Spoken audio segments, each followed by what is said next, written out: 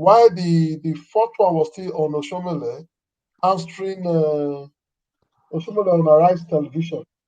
This time, the same Oshiomhole was still like going ahead.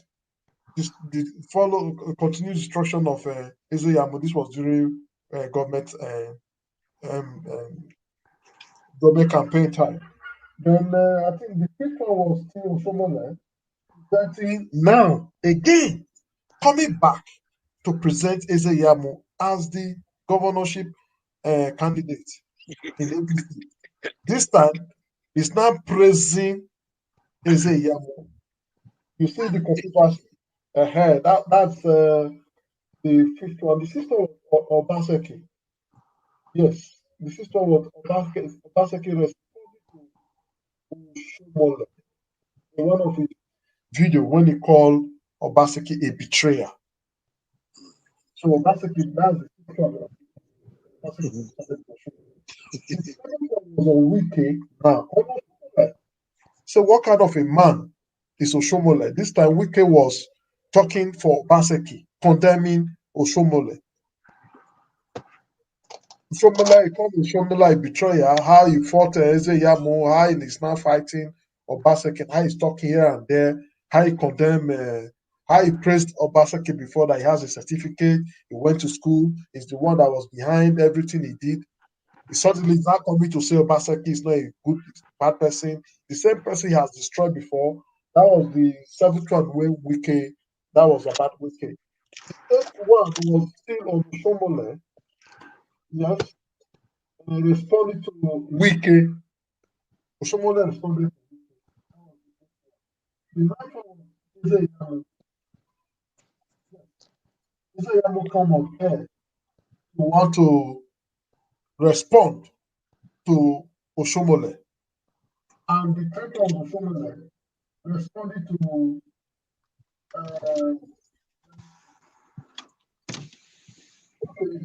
was responding. That is, this one, Oshiomhole has already lost. So Oshiomhole came to respond that, well, in all game, you need, there's a winner, loser. That's the 10th one. The 9th one was Ize Iyamu saying he doesn't understand Oshiomhole. Oshiomhole went in the morning calling him name on Rise TV. And in the afternoon, after in the evening, he called him to wish him happy birthday. That he doesn't just understand the person of Oshiomhole. That was that. The 11th one was still on Oshiomhole. Yes, that was yes. The 11th one was still on Oshiomhole. When Oshiomhole at Oba Palace. The 11th one, Oshiomhole was at Oba Palace. Okay. He was at Oba Palace with Tinubu. He said several things about government and all that. While the third one was on Peter Obi. Oshiomhole this time was on Peter Obi. Challenging Peter Obi that Peter Obi followers, if they come after him, he will go after them.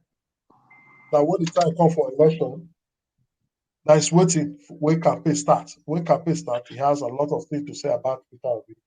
While the last one was Shaibu, praising Oshiomhole, that Oshiomhole, he does not have a problem, any difference with Oshiomhole. So Oshiomhole is his father. For the father, the only difference they have is political ideology. In fact, he sticks with Obaseki because Obaseki is still improving and working with what Oshiomhole left, the vision Oshiomhole left. That's why him and his family sticks to Obaseki. That Oshiomhole still remains father and all that. That was the very last video. So you can get it. I think I watched that one. Okay. So you can take it up from there. Thank you very much, and I'm sorry for taking you back just to get a clue about what the videos that were played. I'm sorry for taking everybody aback. And again, before I go into the nitty-gritty of today's discussion, this forum, I mean, the lesson we have to learn from all these, somebody quoted the common adage of our politicians: no common interest, no permanent interest, no permanent enemy. what they have is common interest. But that common interest is also a misplaced priority. The interest to them is all about their selfish interest. They don't know talk about the interest of the people. This is where I get it, out with them. And even the upcoming ones are even worse in this regard. All they talk about, if you ask them today why are they supporting Atiku or Tinubu, they will tell you it's about their interest. I was forced to confront one of our brothers, Emmanuel Bogun, one day. When you talk about interest, do you people even understand this interest you talk about is a mega word? Comprises a lot of things involved in this interest. It's all about you people. It's all about you and your principles. I think that's one area we have to educate our politicians. Well, the popular among them is all about interest. By somebody that can, take care of me, somebody that can take care of my community and all that. They put their interest above every other person's interest. If they have the interest of the people, the interest of the Nigerian masses, it's never, involved. I think that is the one place that everybody is missing it. But before I come into today's discussion, this is where we have to be careful with them who is a betrayer.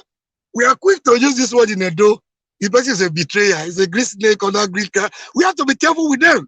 They don't have quarrel. They belong to one tribe.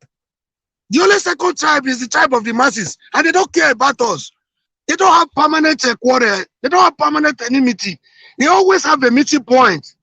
So, like I always say, we should not die in their war. If I may quote Rotimi. So, there is one thing I was raising on my hand, because this is an educative forum, and somebody has a very cogent question. I want to believe the person wanted to learn. I don't know if he's still here. I want to use the opportunity to I wanted to answer him. If that's the only time will permit me, I think it's a good thing. We said we used to have a regional government. How did you get to unitary form of government, from unitary to presidential, that has concentrated almost every power at the center? I think it was a very good question. A lot of people are missing it. They don't even know how we got here, but they just jump into, the discussion and start blaming other people. We have all made mistakes in the past. To correct my brother, my beloved brother that asked that question, I can't remember his name. But if you are still here, listen to me very well. I think you have a lot to learn from today's discussion. We got our independence in 1960, and we had our Republican Constitution in 1963.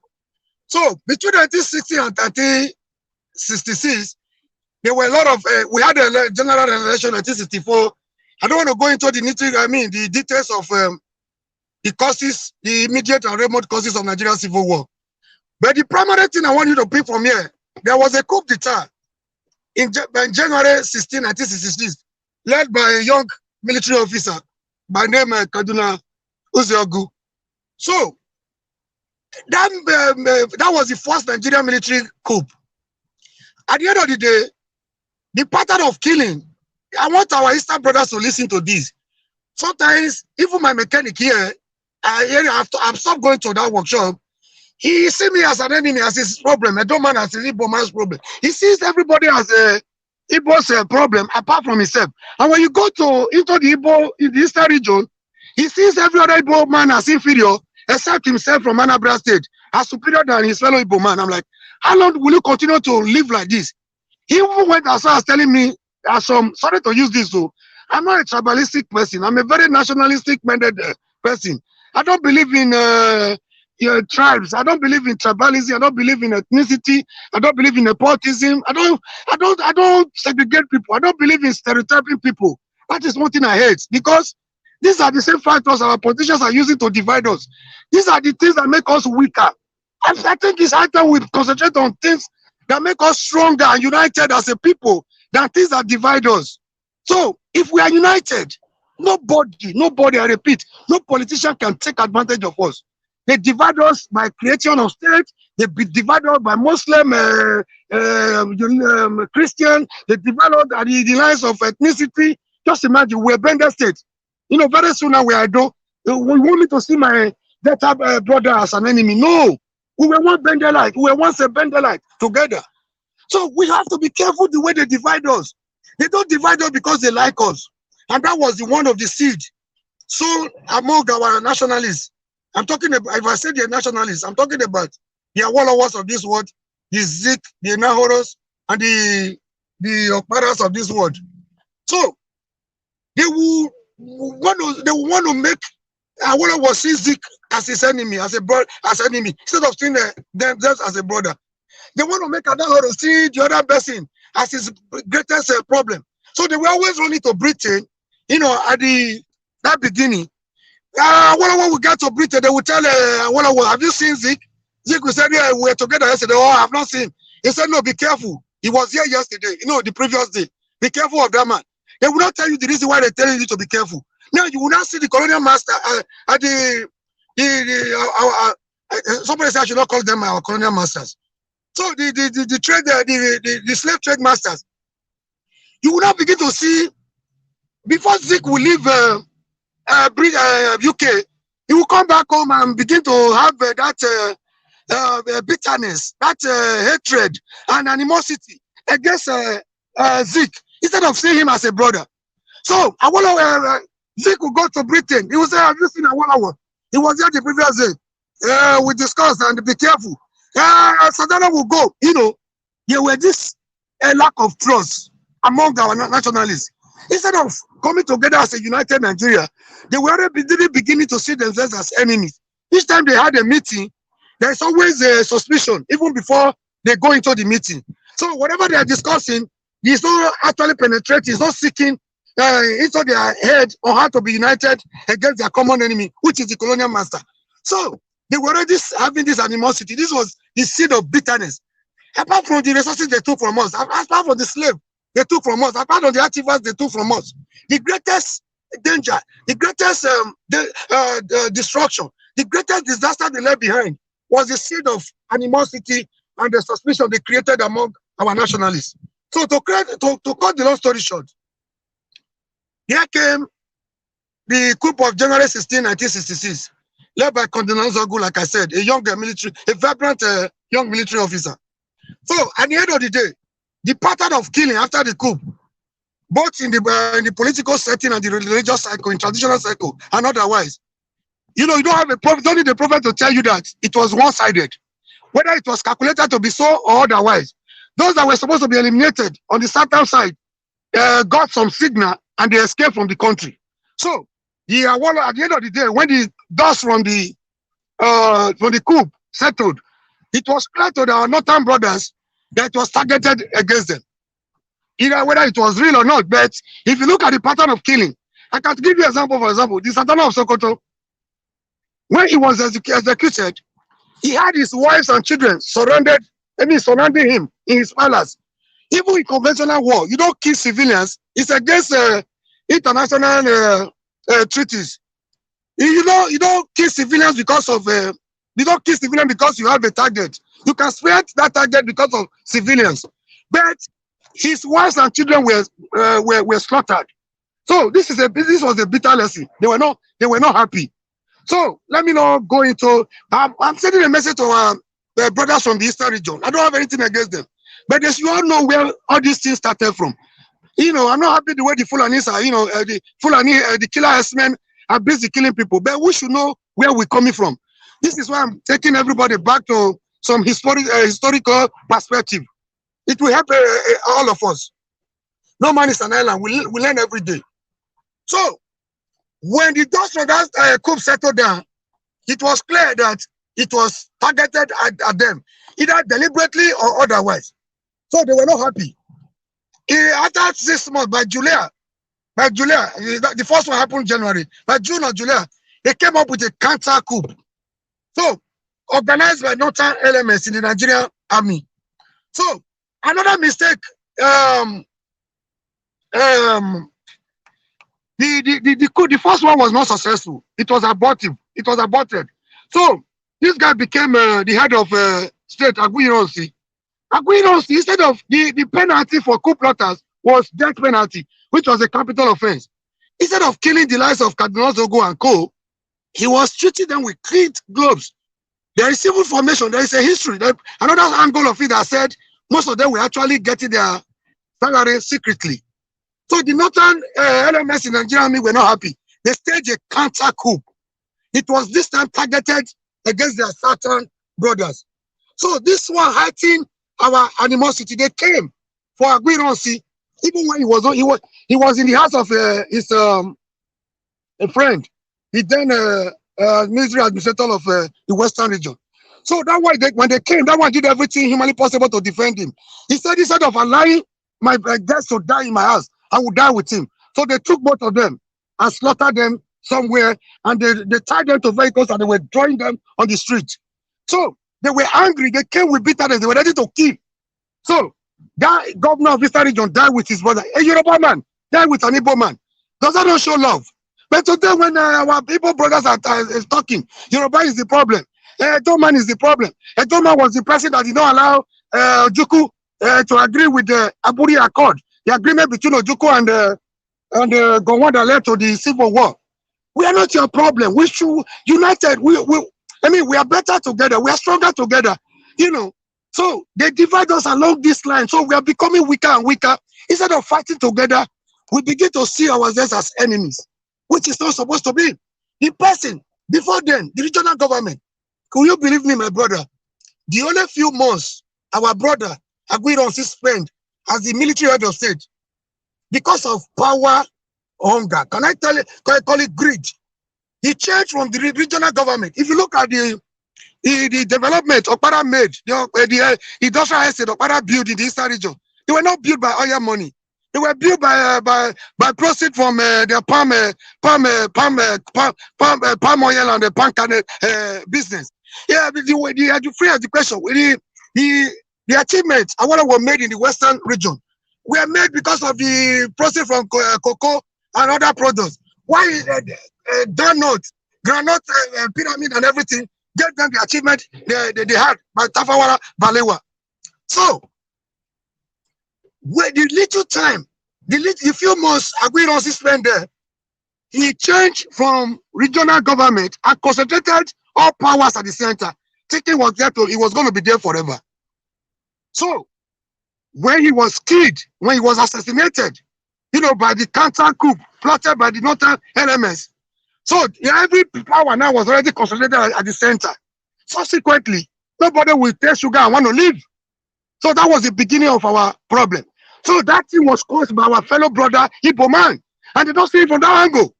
They concentrated all the power. He removed he aborted the regional system of government and concentrated all the power at the center.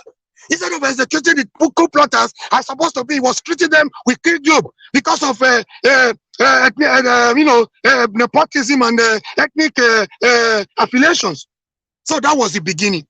We hated ourselves because of the seed the colonial master left behind, but we hated ourselves the more after the first coup and the second coup.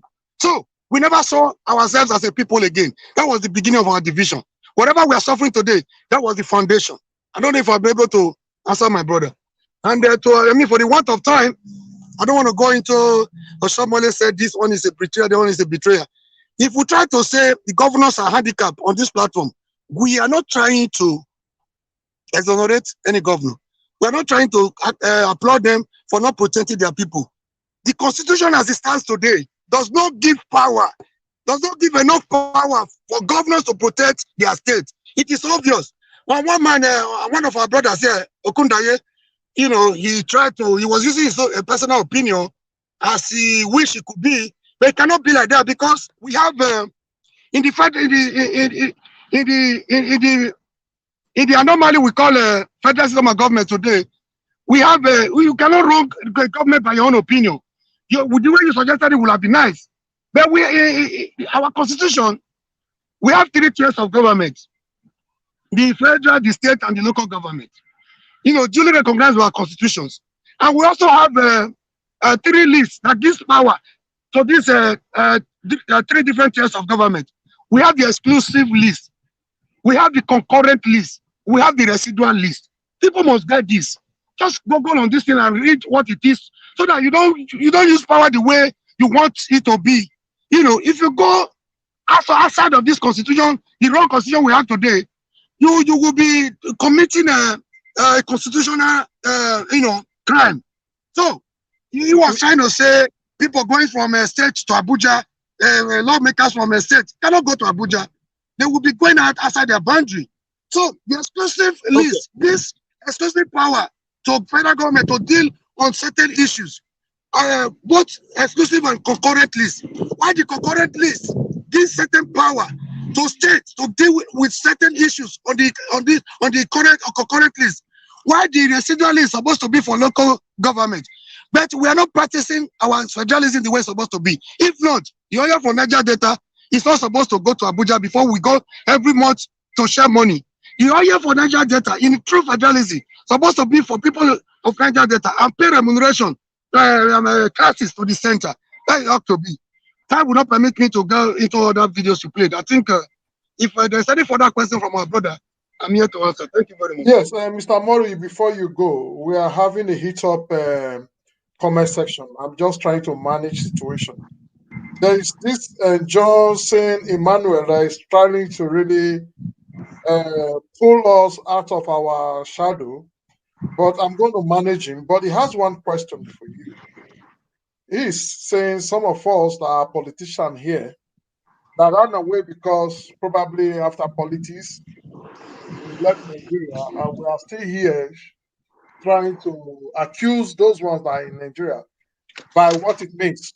But he has one just question. What did he say? He said, he asked you morally that if you did not, assuming you win, assuming you did not lose your election, what difference would you have made? And he's been pushing for that answer, that you must answer that question. I've been trying to, I didn't just want to answer him because I don't want to get provoked by some of is becoming like a personal attack. That's why I didn't want to like take him too serious. But I want you to quickly answer that question because he has been persistent on that assuming you did not lose your election as of the time you vied for your position, what difference would you have made? Thank you, my brother. I think I love this question. I don't know if that guy knows me at all. If he knows, he won't be okay. It's good. It's time to educate ourselves. I wasn't born a politician. You should know that. Yeah, I wasn't born. I didn't just grow to, I wasn't even a politician. That was one of the things that worked against me. That being said, I also want to tell you that I didn't run away from Nigeria. I paid my dues in my own little way. I come here every day to tell you how many prisons in Nigeria I visited. It wasn't because I was an armed robber. I wasn't a kidnapper. I wasn't a killer. I told you how I met Oshiomhole at Zone 5 office, SIB, when he released Baba Nawa. So it was my little way. I wasn't a politician then, no. So I don't want that to dwell on my respect of Oshiomhole. I could sneak as young as I was. I could sneak out of Ekboma without my parents knowing. I marched from Ojota to Yaba, supporting Oshiomhole during protests, for scarcity. Even when people would tell us Oshiomhole was using us as a bargaining chip for his personal benefit, allegedly, I never believed. Now I'm beginning to suspect who Oshiomhole really, who Oshiomhole was and who he really is today because of his antecedent, because of what he's doing right now. No, I wasn't born into politics. In my only two way, I paid my dues. I always say on this platform, I came from a very humble background. By the grace of God, I told you, I rented a wheelbarrow to push the market, to put food on my table. So you don't think I'm one of those politicians or a son of a politician. I also told you how I tap rubber. From tapping of rubber, I became a rubber buyer. So people listening to me, they are aware. So I was in 100 level, when I started. See, I don't want to go into all that. I pay for by the grace of God. I pay my school fees through higher institution. And I started paying for my younger ones, even when I was still a student. Not just my younger ones, my friends. The question is not about your history. He said if you had not lose, if you have won the election, what difference would you have made? Yes. From all his comments, let me just try to help you out. I understand, my brother. I'm trying to let him know that politics was not the first thing. It was a charge of circumstance. If I could do this when I didn't know anything about politics, I would have done more. That is why I'm taking you back to where I started from. So that he knows where I came from. If I could do this with my hard earned, if you could stop rubber and pay school fees for somebody else, if you could pay school for a friend that wasn't prepared to write exam because he could not pay his fees, You just imagine what you could have done when you had the power. So I don't know if I'm able to. That is why I'm taking him down memory lane to know where we're coming from. Okay. I hope John Emmanuel would have heard from the person he's trying to attack. Well, John Emmanuel is generally just talking about most of us in here talking. He feels that most of us are politicians and we left the country and we are now coming to cry when we are at our comfort zone, crying to calling those in the country's names. Sorry, my brother. How comfortable does he think we are? There's no place like home. You know, people that are it's not just about us, about the light and about good lords. What about those whose destiny were tied to us? That today that are missing us, we're not able to assist. Well, I don't know. Can he join the platform so that we can have a debate, a robust discussion? Not just being on the comment section and start throwing tantrums at people you don't know. I know where he's coming from. I know who from his contribution on the comment section. It shows that he's like still like a supporter of one of these parties, either APC or PDP, one of them. But I want to let him know, sir, none of us is a politician here. Mr. Mori was once a politician. He didn't win. He was close to them. And he said it here when he failed and all that. He was now trying to tell you his story. None of us have stolen public money.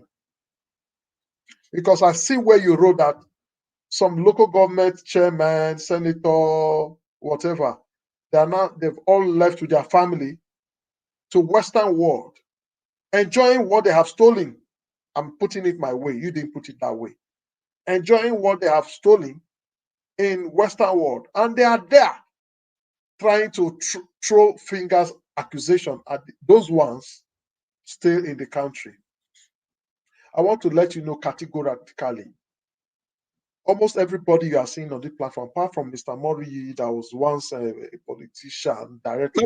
My brother, I wasn't sorry to interject. I wasn't even a politician. Was a strong activist. He was not a politician. Even the parties I talk about was just at a councillorship level. I won.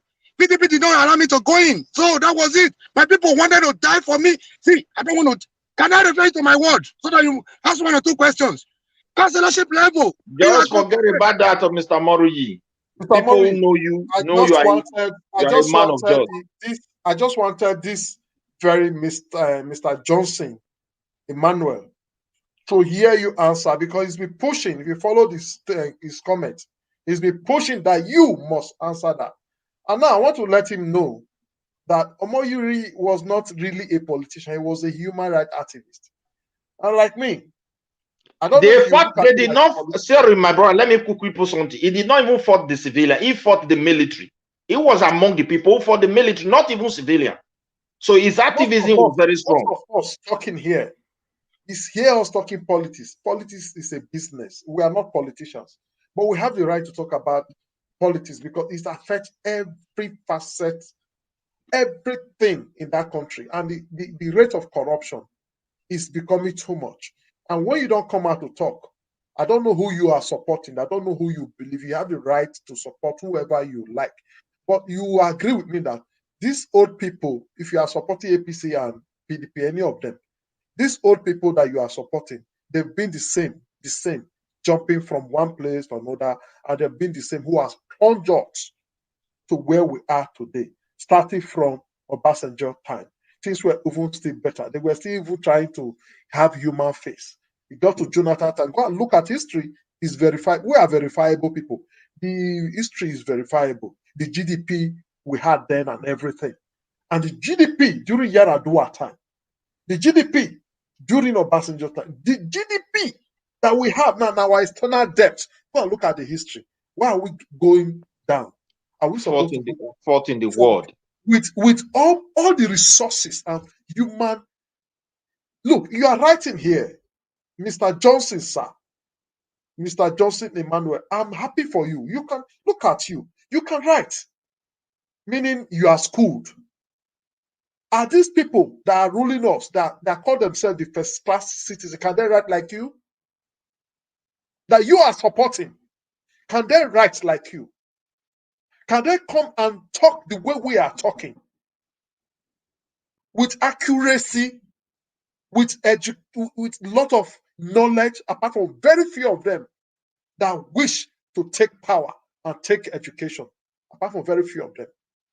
So I want you to see where we are, where we are, what we are saying, and where we are headed to. When somebody that does not know how to pilot, you can drive a vehicle. You now say because you can drive a vehicle, you go carry plane, private jet. Not even private jet, boy, carry a whole country. You want pilot them. Not be river you go put them. That is where we are today. We are all talking here not because we are taking money from anybody. Nobody here, I don't see anybody here who have been politicians or who like to, who have collected money or who is being paid to come and talk here. I don't think so. I don't think we have any.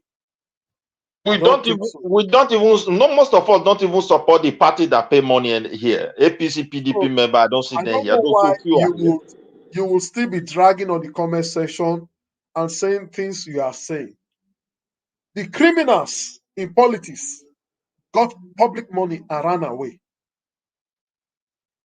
Many of them ran away because it's no more secure for them. Many of them ran away because they know themselves they cannot stay no more after stealing. But you see, most of us here, go and find out. Do you think anybody here stole money and ran away? So if you are talking, please, sir, you must know what we are saying. You must know how to direct your comments and opinions. Look at all of us here. Do you think anybody here has stolen money and he ran away? Or do you see us as a child of Tinubu? Do we look like child of Goodluck Jonathan? Or child of One? Or child of Buhari? Do any of us look like? If we are, would we be here talking? These people don't talk. They are eating their money in peace, stolen money.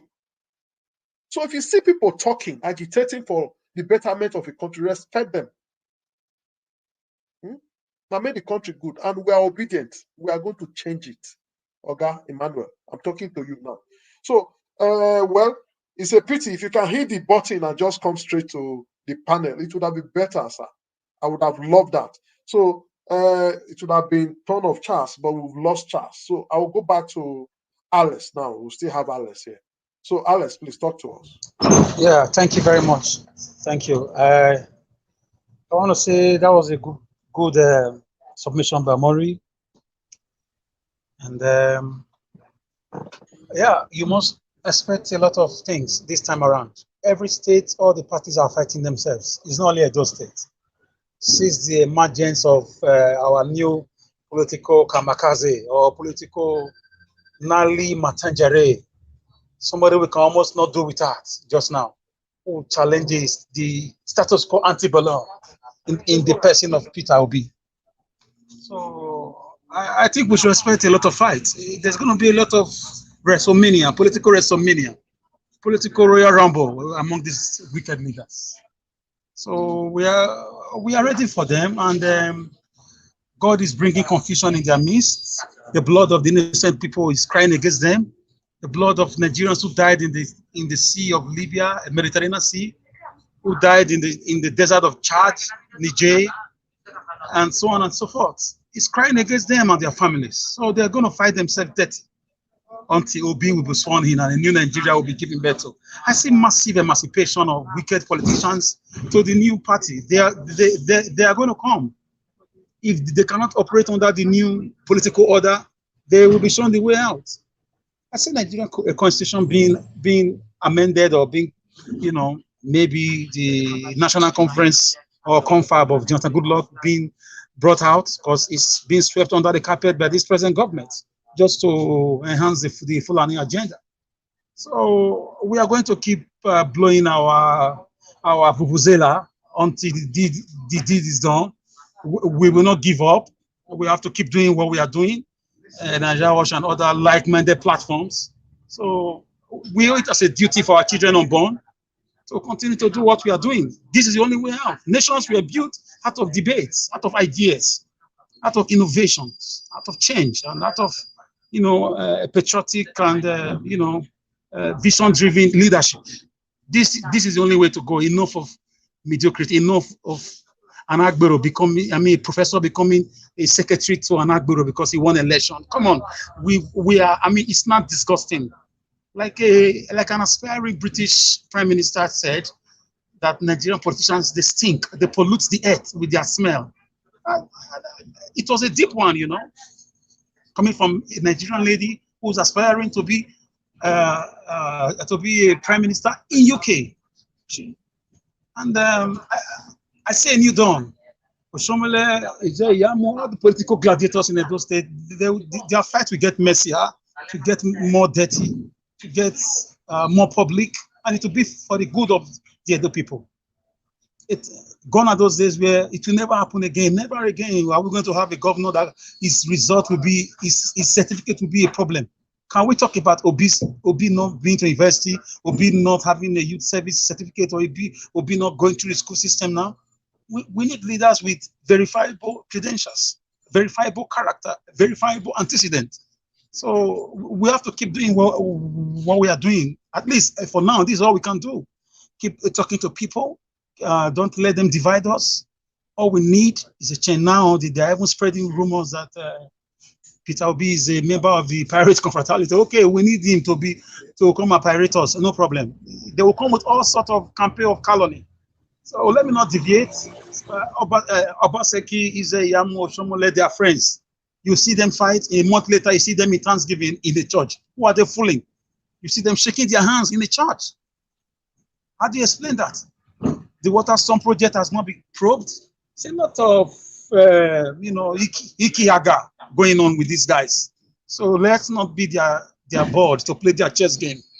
So let's see how it goes. I will drop it there. But before I round up, I want to say something. I am, like someone said before, I'm also waiting for Oshiomhole to bring up all he has against Peter Obi. Then we will tell him he does not really have a primary school certificate. Ariave almost dragged him out. It was our late Oba that helped him out because he was good to the palace at some point, like you said before, Mr. Moderator. So Oshiomhole has a lot of skeleton. He should be careful. The Waterstone project is still there. He should be careful. If I was him, I would not even accept to be a campaign, whatever, for Tinubu. It's a very dangerous game he's doing. His career has been killed. He wants to bury himself now, politically. So he does not have the wherewithal. He does not have the morality to even stand before Edo State with this wicked present APC-led government. So I will leave it there for someone else to talk. I'm still here. If I'm called upon, I will contribute more. I want to say mucho gracias. Thank you very much, Alex. It's all about Tinubu, Oshiomhole coming out to say he's going to campaign for Tinubu, and Oshiomhole with different dirty characters is from Edo State, and we are from Edo State, and we are talking about really Oshiomhole today, because he is the man that brought a lot of these people. He is calling names now. He brought them. He gave them good names before, and later on, I give them bad names. That's a very bad policy. Meaning, he's not static. He cannot be trusted. A man that was disgraced out of office as a national APC chairman. He forgot. When that incident happened, Mr. Oshiomhole kept quiet. He kept mute. Nobody had anything from him for a while. He hid himself. Now, he felt people have forgotten the mess he put himself. He's now bringing up his ugly head to come and threaten Nigerians that he will come after anybody that say anything about him. Now we are out saying things about him. It's on the public demand. We are not creating them. We are not creating nothing. Everything he has said is there. Everything, the way he has behaved, everything he's doing is there. How he stole Edo State money on Waterstone project is there. How Obaseki said he's going to, because that one have to not clean. He refused to. How he use our money to go and build one house as a city governor. He not fear because nothing will happen. You go build castle, go build a whole city for a place. And it was good to show his house he built with the district money. That was the man that just told us he came from one village. They only had no phone, no light, nothing, only God and land. You see what he put, and nobody has asked him that question. No EFCC have come over him to say, how did you get this money to build this massive place for yourself? As a city governor, not even after the governor. The Edo State University, Edo University of Yanumo, that you built, who owns it? Obaseki have not said anything about that. You see, their hands, that's why we say they're all the same thing. Obaseki is they are just fighting themselves publicly. Why inside they are eating our money, tearing our checks. Take us playing ground, come and deceive us. And some of us we still say yes. And see who they say yes. Food you not fit buy. Nothing. Just because a bottle of beer or 5,000 at that moment, or I have your number. Their children will not be here defending them, like some of us are here defending. Where are their children? I can defend my father now. I'm my father's son. I will defend my father. I'm defending myself. Why are you not defending your father? Why are you defending one politician that we are calling criminals? Is our money? Are they not really criminals? And you suffering, you are here defending them. And you continue to suffer. Well, it's a pity. Don't be crazy with that. Midwest people, please talk to us. My brother, thank you. You know, the whole thing is we should not lose our focus. Peter Obi is more than just say election is coming. His issue is just the true revolution that Nigeria will be clamoring for. And God have a way of doing his thing. And he's already doing it. I will assure you. When you look at the major party, PDP don't talk about APC anymore. And APC don't talk about PDP, it's only Peter Obi. That is to tell you something is happening. They understand that really something is. And with what happened in Kwara State, I think many of them, they understand very well. There's no more enough room for them to maneuver and be manipulating Nigerians. We have had enough promises from them.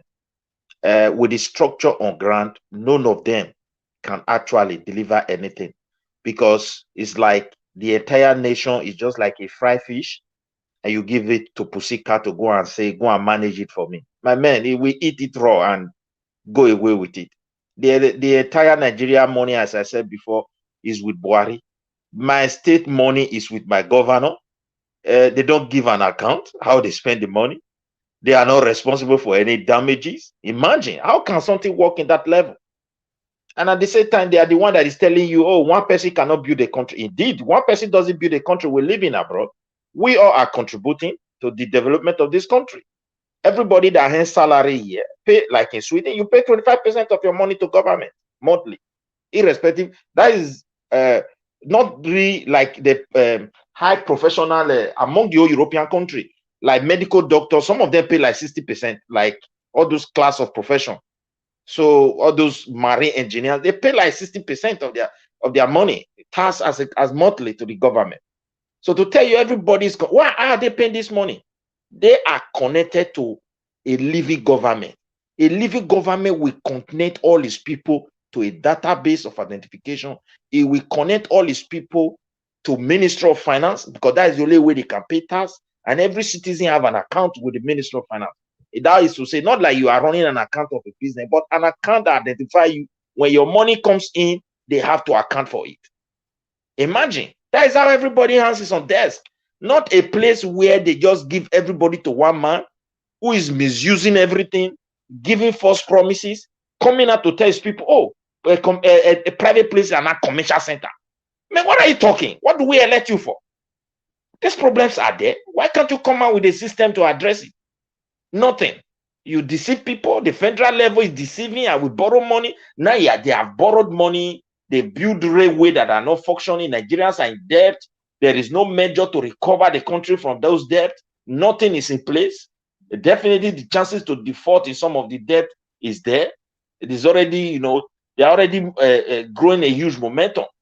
So I want to tell Nigerians we are on a very, very dangerous storm.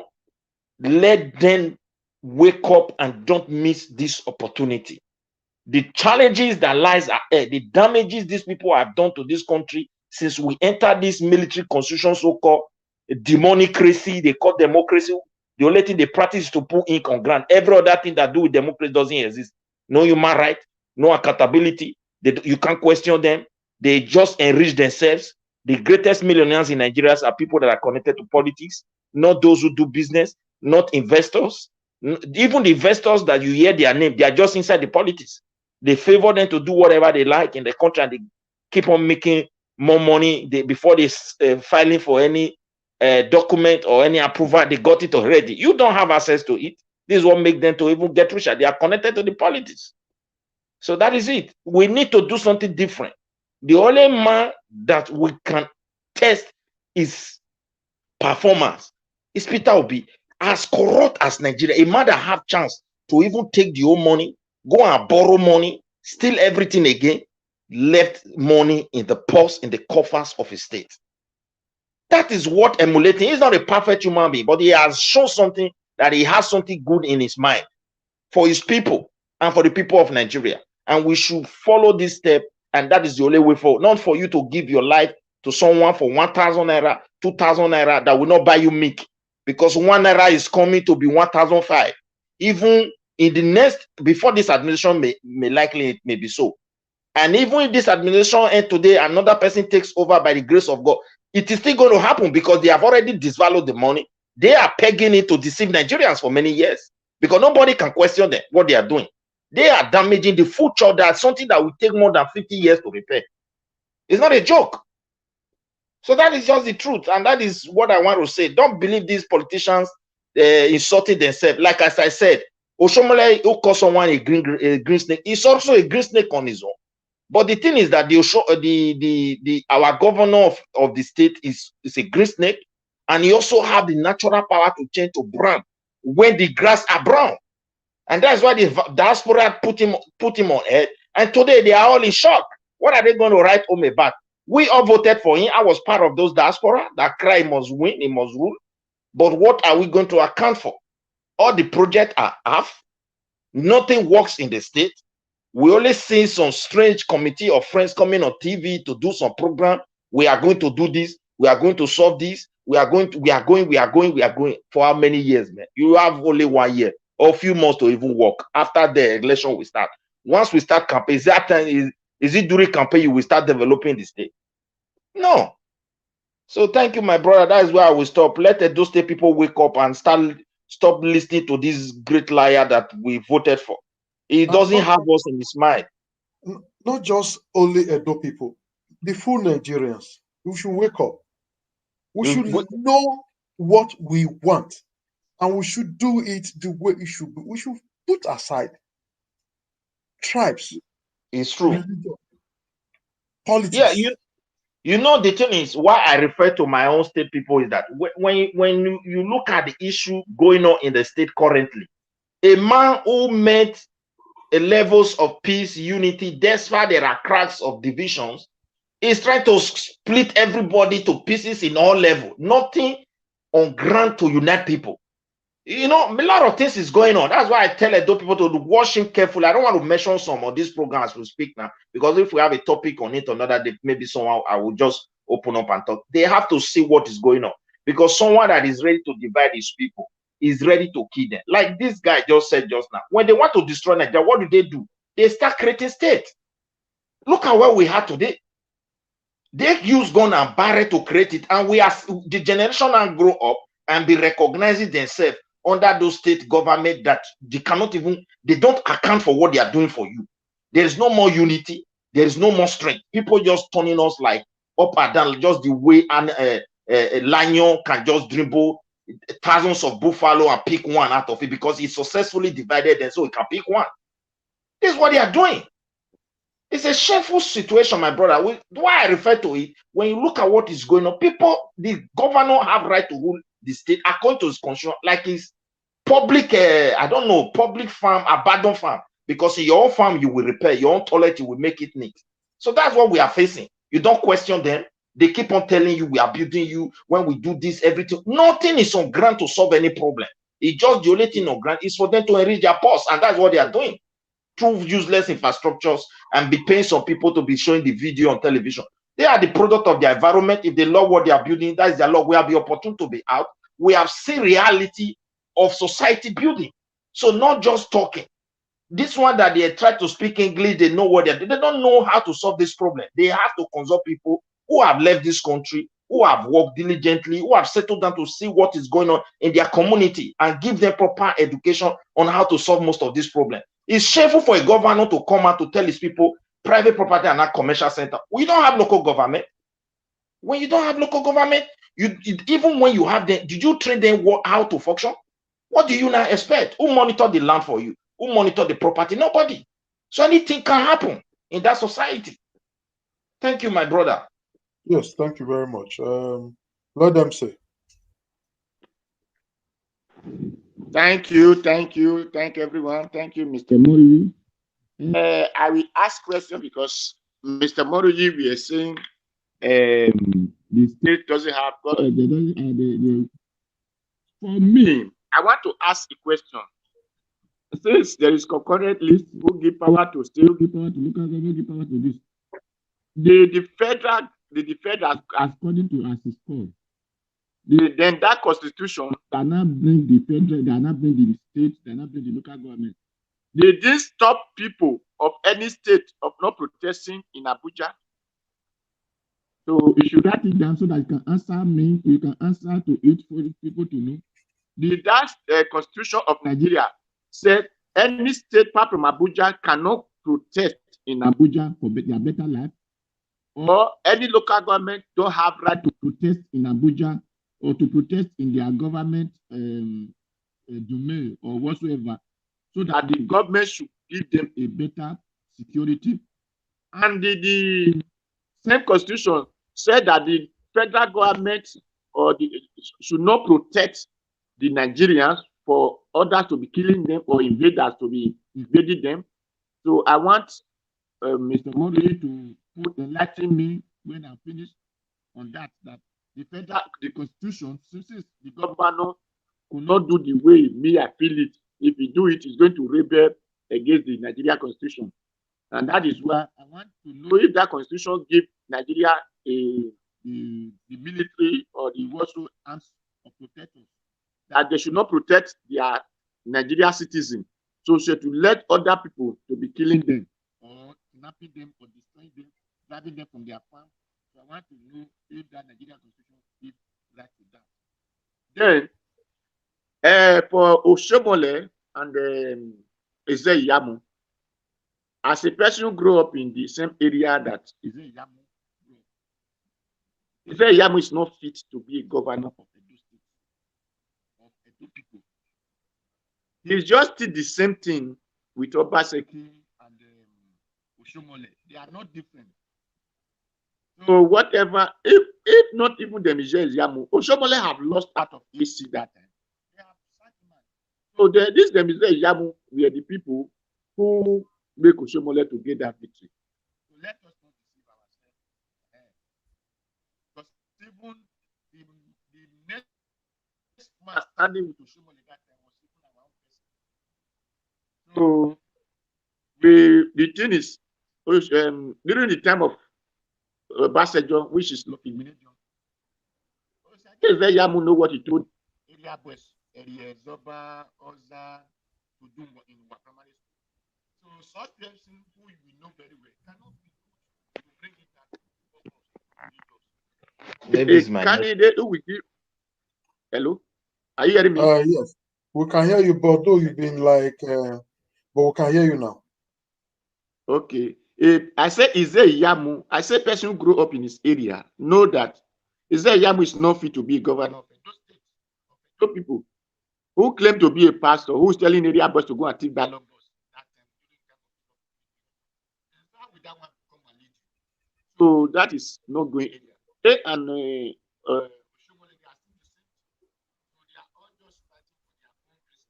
Your network is not just friendly at all. I'm hearing you. You can hear me, but Your network will go down. We don't hear you it clearly. goes up and down. When you are talking, it comes up. You sometimes will not hear you again. Sometimes I don't know why. It's just like how will I put it? It's just off and on, off and on. Okay. Anyway, We cannot. It look like you are going far away from your microphone. You come close no, again to your I'm mic. very close to Your my mouth net, because you see, your network is really giving you problem today. It's not really fair. See, it's not. You are not flowing. You are not flowing. yeah, Anyway, I'm hearing you. you will hear me because I don't know. It has to do with your input, as it not your output. Is your input. It has to do with either your microphone and the network. They are not parallel. Something Okay, is okay. wrong. You can hear Well, me because your network is good, but this is your input for you to talk now. It's either your microphone or something is wrong. Anyway, you asked a question, few questions. That so I if have not yet finished. I wanted to say some things of if I'm still given the chance to say it. just talk because Mori is here to answer you before I Okay, go around again and round up. okay.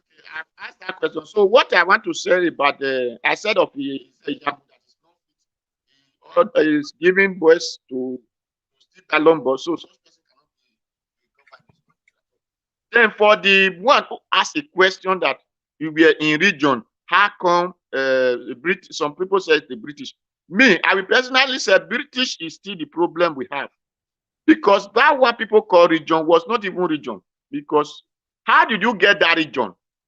Now you came to the land and they say where war passed, that is where they fight for. So they begin to divide some people and say, you belong to Yoruba, you belong to the Igbo, you belong to the Hausa, you belong to... My brother, if they were cutting region, they would have cut Nigeria into 6 regions. That is, British would have cut it into 6 or 5 regions before they left. Because the Benis who fought them and the Calabas who fought them will have been 2 regions. Then I think I still heard that the Igbo still fought a little. I don't really know. But then those one will have still be in another region. Then the Yoruba will have be a region. Before you talk of Hausa, be a region. You now came to the land and make the Benin. You share them into 2. You give some to Yoruba, you give some to Igbo. Then you into 3, you give some to Hausa. Then person come and say, we have regional government. We did not have regional government. What we have was destruction government, because the British came to destroy the land and left. So when they left, our people were trying to say, let us recover our place, but they could not recover half of it. They just recover 2% because they know that the Urubusoko and the Sekiri and the Edos are just still the same people without stretch, crossing river or these things, because the area they were, that nobody interfere into it. That was why they were able to bring this, what is now Edo and Delta, and some part of Bayelsa State today. They were able to bring those people together and ask call them Midwest Republic, or because before they hijack again and now make it a state and organize it and make it a state. If they were cutting people, would they have cut Kogi into the north if British were not the problem? Would they have cut the Kogi into the north? Would they have cut Benue into the north? No. If really they make region the way region supposed to be, all those states supposed to be complete all those states supposed to be Midwest region. Then, which is the Benin. Some part of Kogi, I will not say, oh, it's not all. Some part of Kogi should have been Benin, while some will have been the Yorubas. Some part of Benue will have been Benin, while some will have been for Igbo. But they pack those people to the north and then take with the Edos and add to the Yoruba and take the rest of our brother and add to Igbo. Person said it was regional government. That was useless region. The most worst region is that a person we are controlling his children, they now add him to become a servant of his children. Is that a good something to say for person to come out and talk in the math? So I never see that Nigeria, British were never our problem. British was our problem and still remain our problem. Until our people wake up from their sleep, they will still for them to know that British is still our problem. That that is where our people today, they value religion more than themselves. The religion of the Roman and British, they value the language of British more than themselves because they are ignorance of their real life. So I here address my case. Let other person speak on. Thank you. All right, thank you very much. Thank you very much. You spoke on most of what you said was much questions for Mr. Omori to answer.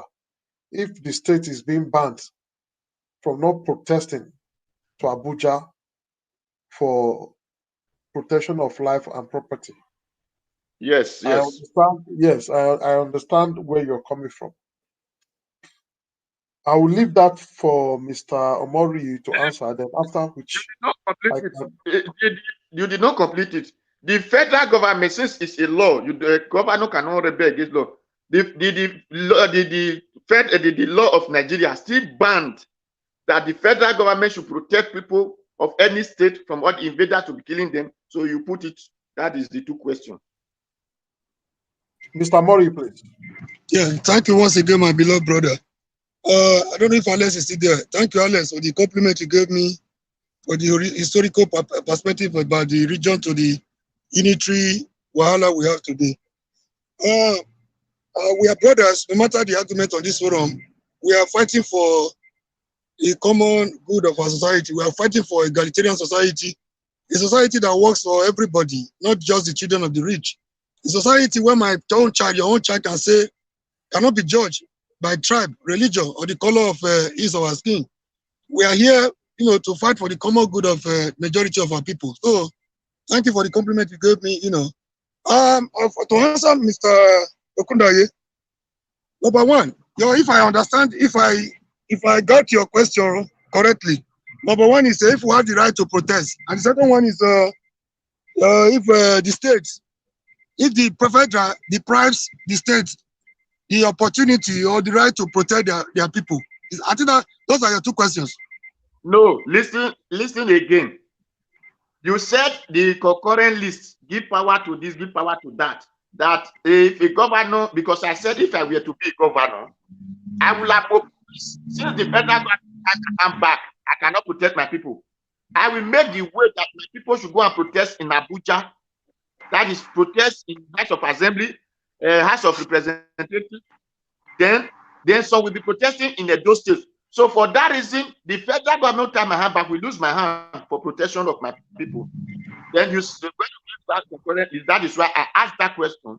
If the law of the country ban people of any state from going to Abuja to go and protest about their own protection, then the other one, you get that one now? Yeah, the same thing we are saying, right to protest. I just cut it short. The second one is that Nigeria is a constitutional country. Then the same constitution told Nigeria, the federal government, don't protect the Nigerians, leave Nigerians so that other people should come and be killing them in their land. I got the questions. So I got the questions. You are just making. I got the two questions. You are making emphasis. Can I go, sir? Go ahead. That is the two questions to respond. Okay, brother Kudaye, I got you right. Number one, we say every day here that the primary duty of any responsible, quote and unquote, responsible government is the protection of lives. Before you even have property, life is sacrosanct. No human being has the power to create life. So you have no power to take life. So life is sacrosanct, is very, very key. If you cannot provide bridges and roads, you should be able to protect the lives of your people. That is number one responsibility. That is number one duty of a responsible government. So this is why we are crying, But what I'm trying to say, I'm not saying it's like we are saying the same thing, but from different angle. The federal government owes us a duty as it is in the constitution today to protect all of us. And the state also has the right, also responsibility to protect the people in the various states. Government have the responsibility to protect their own people. But I'm saying, let me give you one example. A situation, you said the governor is the chief security officer of the state, right?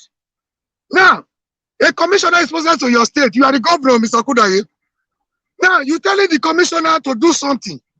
Instead of taking order from you, he's waiting for order from Abuja. And we all know security is local. Security is local. Somebody from Abuja, sitting in Abuja, doesn't know what is happening on Pastor. He doesn't know what is happening in Temboga Road. He doesn't know what is happening in Kenwa Road. So, this is the anomaly inherent in our constitution. This is why when we come here, we say the problem of Nigeria is systemic. It's doomed to fail. It's structured to fail. So we don't preach, we don't practice what we preach. The constitution is faulty. Until we continue to address the fundamental issues, we go nowhere. This is what we say here every day. On your second question, sir, you said, okay, let me finish the other one. Somebody called you, you are the governor, the chief security officer. You're supposed to call the shot. You're supposed to command the chief security officer without waiting for Abuja to give you directive.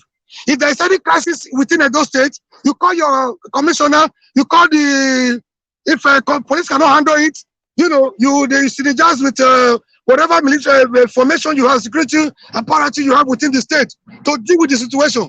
You don't even need to wait for Abuja. For example, in America, they have federal police, they have state police. New York, if you see New York police, it's enough to wage war against another country. Just New York as a state police. I'm not talking of California. I'm not talking of Texas. I'm not talking of New York, New Jersey. They all have their state police. Apart from state police, I see that is not even enough. They also have their local, what we call local government in Nigeria. They have local government police. So apart from local government police, campuses have their own police. So that is to tell you where we're getting it wrong.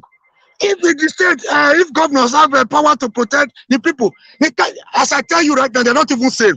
A governor was adopted in Anambra State, Governor Igigi. Amechi was almost killed during the election because his uglies, his police attaché were withdrawn from him. He was stripped. He was almost assassinated. If not for the personal, private people that rescued him. This is the problem we are saying. It's a common problem to all of us. We don't say it to defend Obaseki or to defend whoever. Which the states you see to be safe in Nigeria, no state is safe. We are just living by the mercy of God. Any aggression, any Mr. Mori, Mr. Mori, please, can I? Yeah, it's me, Mr. Alex. Now this point, time you go fight small. No, can I finish? Can I say something? I'll come back to you. Okay. I don't know we're not many today. We have time. We're not fighting. We are learning. I'm not an island, so I also I've learned a lot from this platform. So this is what brings me every day to this platform. I learned a lot from people. So the second question is, do we have right to protest? Yes, it is our right, inalienable right, to protest when our government is not performing to expectation. We don't even need to go to Abuja. We have the right to occupy that National Assembly for months. We have the right to protest anywhere. We have the right to, we don't even need to go to Abuja. It starts from Edo State. That is not working for us. So every citizen has the right to protest when you feel things are not working the way you ought to be. When people are protesting in saner environment, you know what they do? Police come to protect them. When they are marching, police will be there to guide them, to protect them, so that nobody can infiltrate them to hurt them. This is what we want in America. And to my brother who was attacking us on the comment section, yeah, maybe the way most of us contribute to issues here, maybe he feels we were once senators, House of Rep members, or House of Assembly members. No, we didn't even go to the level of councillorship.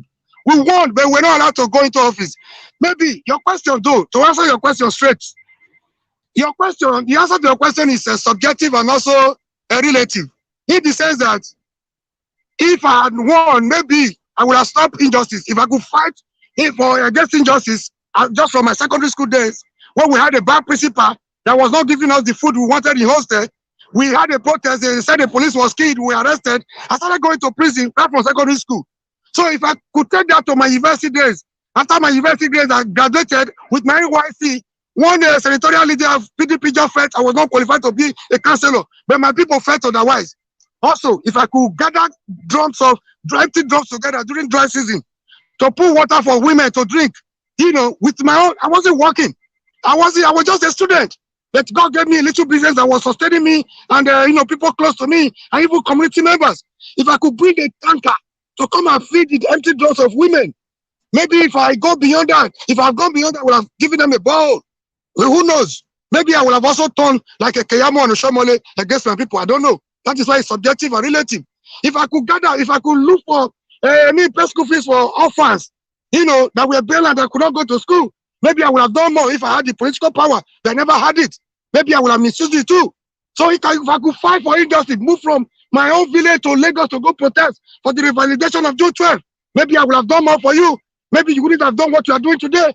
I challenge you to take example from us that we could not take this nonsense while we were there, even as students. We cannot take 6 months. We could not even take 1 month strike in our time. We could not take increment of 100 naira to our school fees. You are there sitting down challenging people. We were never senators. We were never ministers. We were just struggling on our own. We were rubber tappers. We were wheelbarrow pushers. But we hated injustice. You are there typing. I don't know what you are doing to better your future. Sorry, I don't mean harm. If you want a robust debate, find time to come to this platform where we can engage one another and learn from each other. For my Igbo brothers, you know, I didn't mean to slight anybody. I just wanted to know before you blame another person so that we know where we're coming from. We have all made mistakes, but we cannot continue to dwell in our mistakes. Your Igbo brother is not the problem of the reason why Biafra did not succeed. If Biafra has succeeded, the way some of you talk to me here, I'm even afraid. An Igbo man went as far as telling me some people in Igbo were dedicated to the gods. For that reason, they cannot marry from that tribe. They are seen as a subhuman.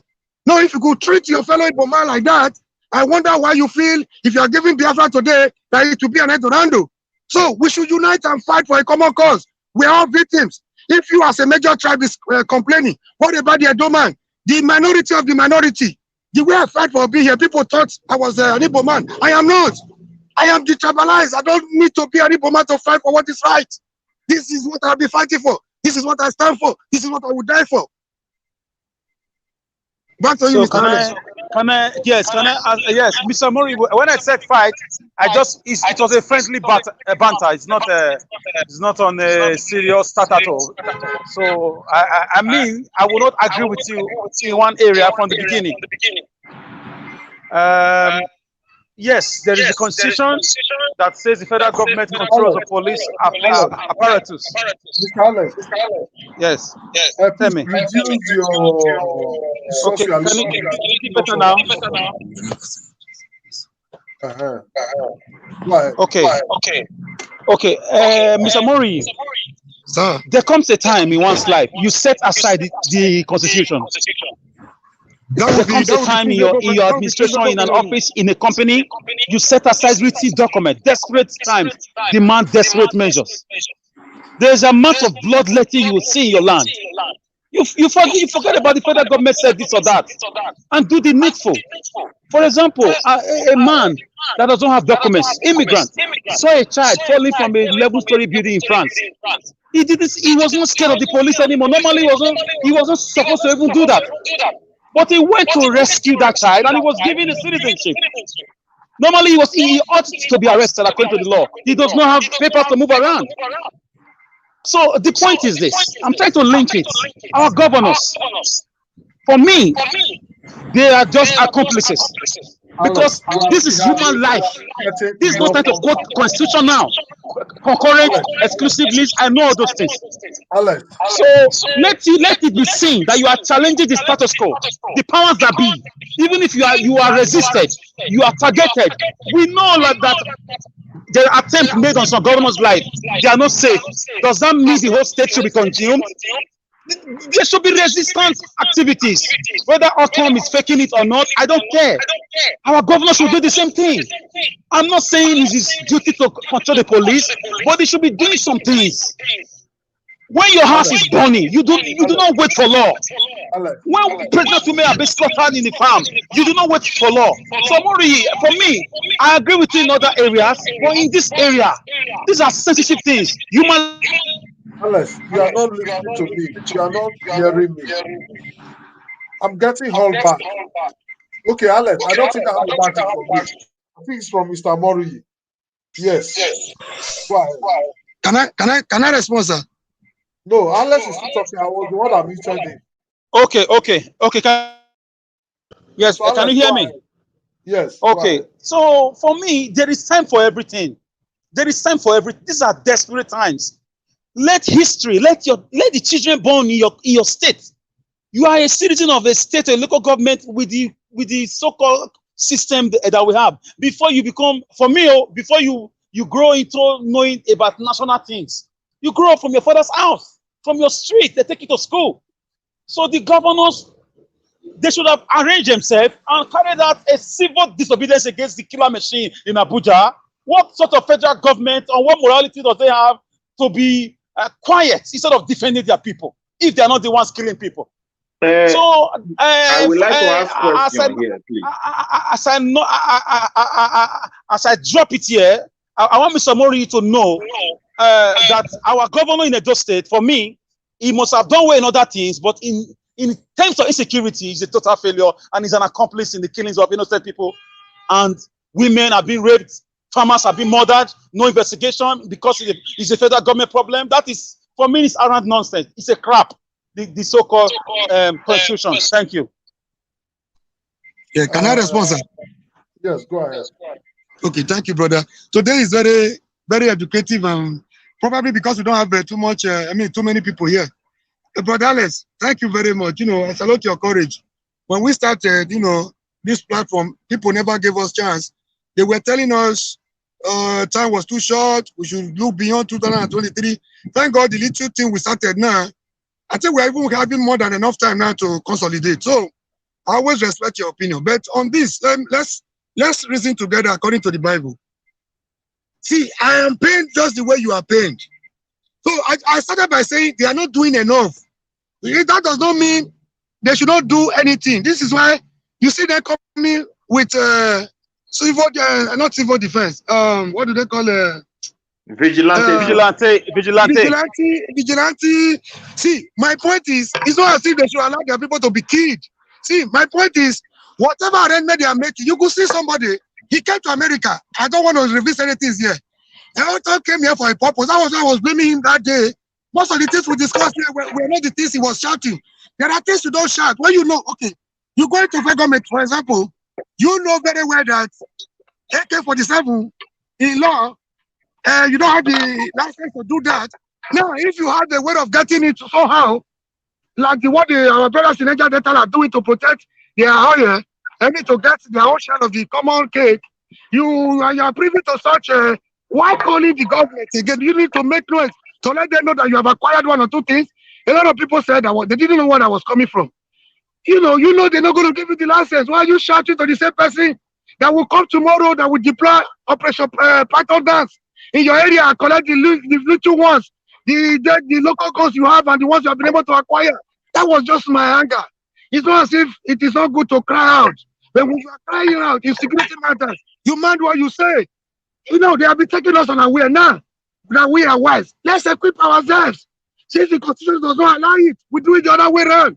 I'm not for armed proliferation. I must have to clear that. We can defend ourselves by any means possible.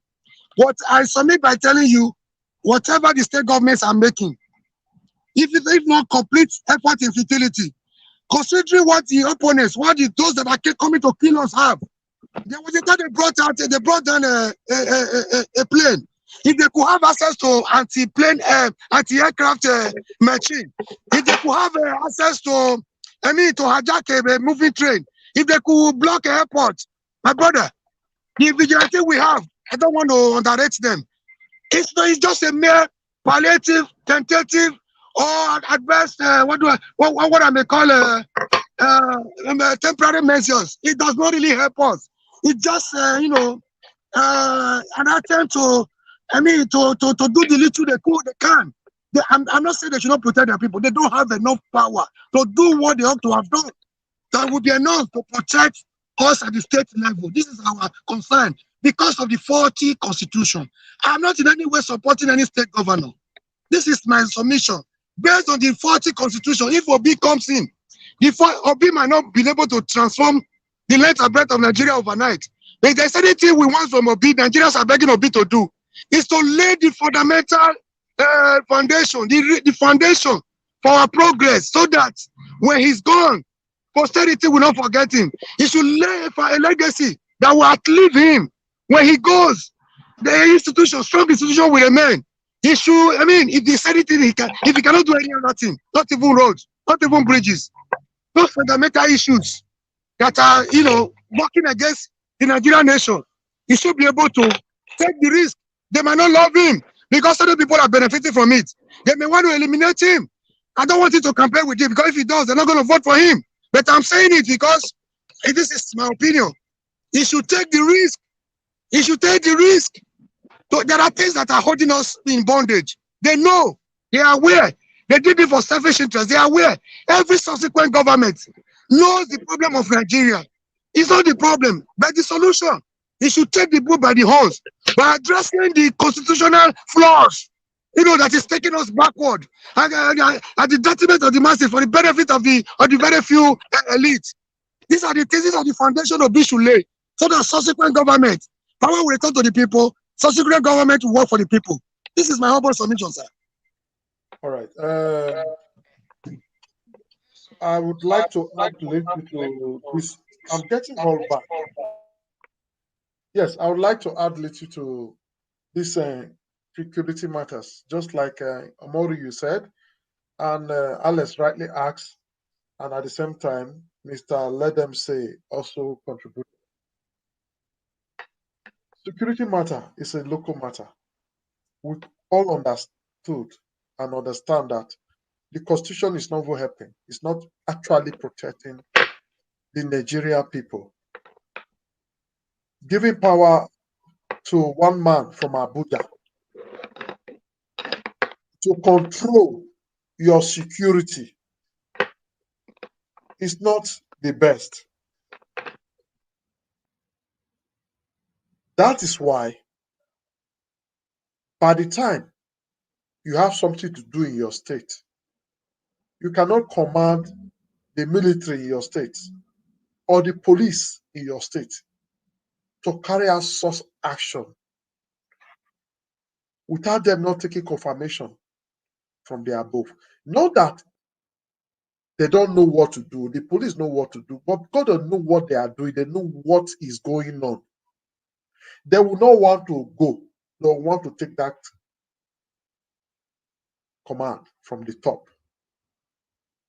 That is why the insecurity matter becomes something very serious. Now, again, and the federal government makes sure that you cannot have sophisticated weapon.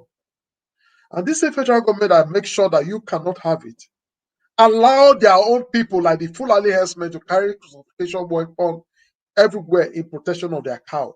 Don't you see what is wrong there? If the federal government cannot arrest and stop their own people, the elders and other people, the use of sophisticated weapon, why then can't we on our own have, without also not even involving the federal government, just like Mr. Omori you said. But that of Autumn, I will tell you why he did that. It's a government. It's getting the federal government involved. Autumn know what he's doing, Mr. Omori. Autumn know what he just did. By calling on them, look, I call you now. Now, don't say that they kill us. IDP does too much. You guys are not protecting us. Now, I have done something in protection. You give this license. I will I've empowered them. You just, the federal government kept mute. Until have dragged them. I called you people, and my people cannot just be dying. In case tomorrow they come and we use those weapons on them, I called people for license. Oh, you want us to die? It's not possible now. I don't know what he's doing because it's a government. Me and you can keep our own. But sir, was it given or is it going to be given? That is the question. What if? Was he granted the license? Was he granted the license? But let me also contribute here before I round up. Can I be permitted? I want to ask a question. You did not get me. He will not be given the license, but he got them involved. Does not mean that he does not have those weapons. See, my brother, let us be sincere. They have, if you look at security structure, ISBA was created without any constitutional law. Thank and you. they were even functioning, arresting Nigeria, arresting Nigeria police. Listen, excuse me, please. They use Sharia law. Wait now. They were even arresting Nigeria police force. I want to ask you as an Edoma, by your own cultural heritage, it is forbidden for even a man to sleep with his wife in the bush, not to talk of a woman being raped in Edola. Do you know the kind of defilement to that land, abuse to that land, to the cultural heritage of Edo people? What stops us not to have something like ISBA to protect our cultural heritage? These are things we are talking about. Amotekun surfaced unexpectedly without any constitution.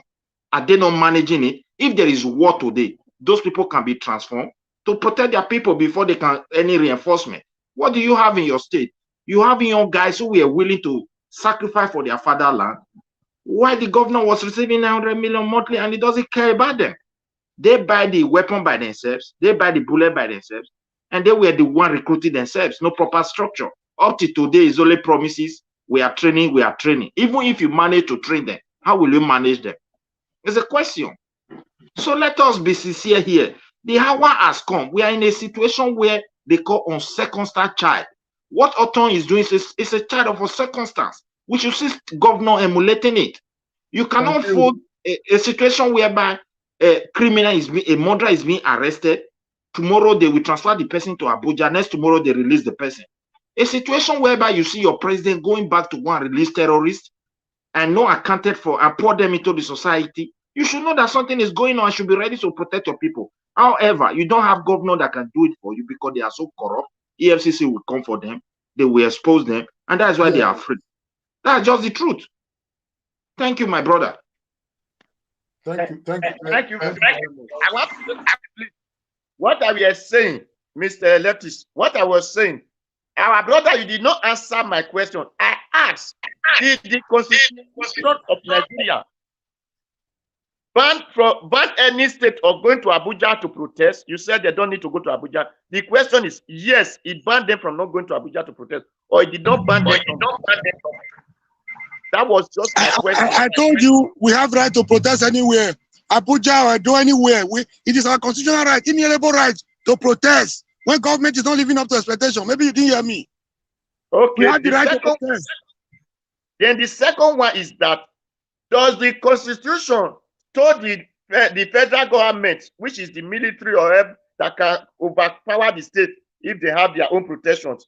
Does the Constitution told the federal government that leave these people to be destroyed by whatsoever, whether it is called in a bandit, it is called outsider, it is called insider? Did the Constitution of Nigeria told federal government, put your hand and let these people to be destroyed? Or if the Constitution did not tell those people, then if these people were not protected by the federal government, then what will they do? What will the people do by themselves? So you did not answer it. I answered you. Maybe you were not listening. I also told you that the primary responsibility of any government is the security of lives and property. I told you it is the right responsibility of the government to protect us. So it did not give them the right to destroy us, but to protect us. Let the federal. We are not talking of the federal. Hello. We are having two patterns of government fighting themselves now, which the state supposed to. The federal say no. The two are government. So let us know if the federal government, if the Constitution give the federal government right, if the federal government need to protect them. See, if the federal government do not protect them, then what will the state government do? So that is why we don't. No government want to destroy people. That's why we are crying. Our government is not helping us. They are not protecting us. That's why we are crying every day. That is why we come here every day to say enough is enough. We have to change the status quo. They have no right to destroy us, but to protect us. That is their primary responsibility. Using of roads and bridges are secondary. It is only who that is alive that can use the roads and bridges. The primary responsibility, I repeat, is the protection of lives. They all have a duty to protect us. I said that to you. I answered your question. Maybe the way either you were not hearing or I don't know if I can use another language. Now you are not getting it right. These two people are government. So we have the upper chamber and the lower chamber. So this is government. Then the federal government is different from traditional government. So I want to direct that way. The federal government will need people to destroy, or the state need to protect the people since the federal government could not protect them. That is what I. Yeah, we also say that is the why they are doing the little they are, that is not enough. The little they are doing is not enough to protect us. It doesn't mean they have to leave us to be destroyed. They have to do everything humanly possible within the limit of available resources to protect us, either by hook or by crook. They have to protect us. They have to protect us at the state level. But I'm saying they are handicapped. Going by the constitution we have at the moment, they cannot do much. How long do we continue to say this thing? Mr. Mori is okay. Let them say, Mr. Kudaye, it's a clear matter. It's a very clear matter. There's no need flogging this matter. It's a very clear matter. The matter is about the leadership. The leadership and our constitution. And the leadership is not ready. They are not ready for a good reason, not to them alone. Why they don't want to really make it work? We can protect. Can go away within few months if we Nigeria want it to go. Apart from we Nigerians, if the leaders, those executives pretending to be leaders, making money through everything, using everything to make money, want it to go, it will go. Because they have an agenda, they know what they are doing. That's why it's like this. It will be very difficult for a Muslim man, I'm using the word Muslim, sorry, for a Fulani man to come all the way from Niger through Sokoto or through whatever in the north to come to Edo State, come to our bush and just know our bush and be killing us. It's not possible now. If he does not have an aging house that is giving him that mind. And when you just do one DSS, military, police will go after you. I just want us to make it simple here. There's no point we argue here. We are saying the same thing. Thank you very much, Mr. Leftist. God bless you. There's no need we argue here. The people that need protection are afraid to protect themselves. Nowhere in the world that you are not given the right to protect yourself. If the social media say we allow, I will have sent you some video of what they are doing to this ESM. Look at what they are doing to this ESM. Let's forget about ESM. Let's not even go to ESM. When the Niger Delta were doing their own, they were protecting what they believe in, clamoring violently for what they believe in, for their own cause. What happened? How did they get their weapons? Were the weapon registered? The federal government can say whatever they want to do, but the whole world. Thank you, my brother. Now you are talking. This was my point. The whole world knows that they have failed us because they know what they are doing. They are empowering some set of people. Why did Buhari mop up arm from every other state? If you have the Buhari, take it. Whatever arm you have, he take it away from you. Why did he do that? Inside this insecurity in 2018, if I'm not mistaken. Why did he do that? Why didn't he remove the AK-47 from all his people? That he knows them. They are cow. Why is he protecting cow? Why is he putting cow upon us? It's a clear matter. But we Nigerians, some of us are still enemy to ourselves.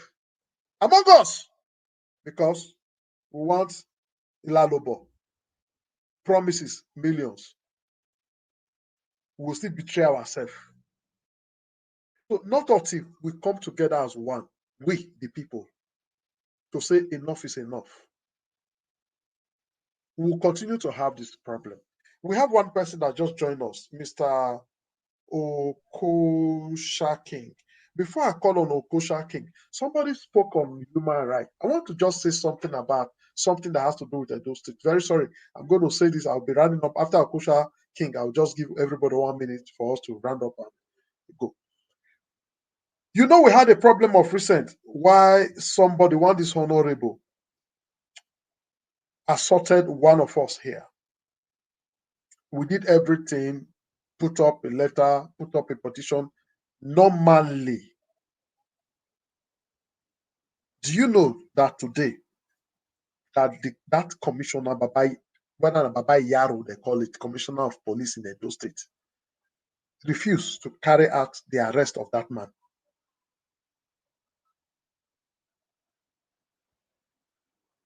Upon all what we have done, it is not our duty to go and do the arrest. It is the duty of the police to do the arrest. Do you notice today? That man has refused to arrest the culprit upon all. So just today, Edo Civil Society held a meeting and made a press conference. Do you know what he's doing? When you go to his office, I know you are a civil society matter. He doesn't want to listen to you. He drives you out of his office. He went ahead to make a press statement that it's only lawyer, petition from lawyer that he wants to be entertaining. Now, any petition from every other organization, he does not, unless it comes from a lawyer. And the former NBA chairman, I don't even remember his name, I don't want to. A lawyer also supported such a lawyer. Forgetting that we have a constitution that said you can even put a petition orally. Everybody can write a petition as far as you are a Nigerian. If you cannot write, somebody can write for you. He must not be a lawyer. Was Martin Luther King a lawyer?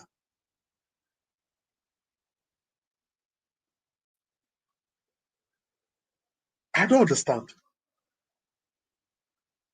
Most of the fronting human rights activists we have in the world, were they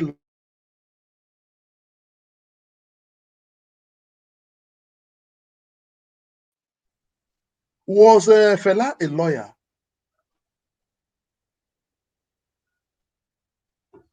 You see, the oppression of some of these northern elites, some, they don't have it. The Constitution did not give him that right. But he openly said this. We made a press conference today telling him Edo is not like every other place. If he's tired of his job, we'll help him out. He does not know where he is. So the commissioner of police Edo State, he does not know where he is. He thinks he has rights because he's a commissioner, and you come and do whatever you like in Edo State. You don't do. You then don't try it. We'll put you where you belong. You run, go away yourself. We'll cover your office. You'll kill all of us now. Constitution give every man, every Nigerian the right to protest, the right to petition, the right to ask questions constitutionally. So if you think you can on your own do whatever you think you like because you are a commissioner of police, it's just an office. Those that were there before, go and ask them questions. So I'm just bringing that. Lefties, can I contribute to what you just said concerning our brother that was attacked at Igwebe? Yes, you can contribute. Yes, sir. I thought by now that case was, I saw CEO Evis, brought in son Zokume. I just felt he knows exactly what to do. Yes. But then, even that dishonorable member was arrested, even if he had been arrested before now, they would have granted him bail. But it doesn't stop the substance of the matter. The rights of the ambassador was at stake, that was abused, somebody that was under attack, that was almost killed, if not for sheer grace of God. So it doesn't if he decides to arrest him, if the commissioner is not acting, which means he's getting the tactical support of Edo State government. If Edo people does not want their commissioner, there's no way the commissioner can stay. So if he's in Edo, for Edo people, it's not for Obaseki. If Edo people don't want him, he can be changed anytime. So we can always protect to say and register our dissatisfaction. If he does anything funny. And again, it doesn't stop the substance of the matter. That guy can still be dealt with. The law can still take his course. He will be the law getting. can still take its course. There are two. If it's a lawyer can write the petition, the government can, write the petition and send it there. Whether they arrest him or not, so they can do their short investigation and the case goes to court, where he will be tried. So the commissioner is not the case, not the judge. It's as simple as that. Simplicity. Yes, I am only just saying when it comes to human rights issues, these are what the feedback we are getting from a commissioner of a police going above his length. Yeah, he must have taken brand, he who pays the piper dictates the tune. He want to down to the tune of the people that be the power, the power in authority. But then it doesn't stop the law from taking its course. The lawyer is there. The lawyer knows better than he does. He does not. He does not. So let's quickly give the stage to Oko Shah King. Welcome, brother. Yeah, good evening. Thank you very Can much. I be heard, please? Yeah, thank you so much. Good evening, everybody. I have been watching anyway before I joined the house. I want to say this. Many of us are reacting, maybe showing our anger because of the system. And some are making contribution based on where they are. What I mean is the country where they are. When you are in a locality, you start conforming to their system. And when you are talking, you'll be talking based on what you know that is on ground. And it will not be very correct for you to use your experience where you are in other parts of the world to make assumptions on what will be obtainable here at home. What am I saying? If you don't know where the rain started beating you, you will not know where it stopped. That's an Igbo adage. How did all these things started? Let me take the security issue first, the unconstitutionality of bearing arms. What led to the Civil War, the Biafran War, we've all forgotten in a hurry. And after the Biafran War, we had a constitution. Before we had the 1999 constitution that was given to us or imposed on us, that has made it impossible or impracticable for states to control security, taking security back to the federal government. APC campaigned that they will restructure Nigeria, and nobody's even mentioning that word restructuring again. If you are to restructure Nigeria, means that you take Nigeria back to what it was before the Biafran War. And it was because we were running a restructured government. That was what gave Ojukwu the mind, the power, and the audacity to do what he did in order to defend his people. Now, the people we are dealing with, we think they are fools, or we call them fools, but they know better than we do. What am I saying? They have drafted a constitution and took away all the powers that any state government, no regional government again, that any state government will have to protect its people. They took those powers back to Abuja, back to the federal government. And they have vowed that they will be in charge of that government, that federal government, in charge of that constitution. If you by mistake get into that office and you want to tamper with that document, the way you will leave office, you won't understand it. The case of Goodluck is an example. Goodluck never returned to office because of the conference that he had, because they didn't want him to implement the document.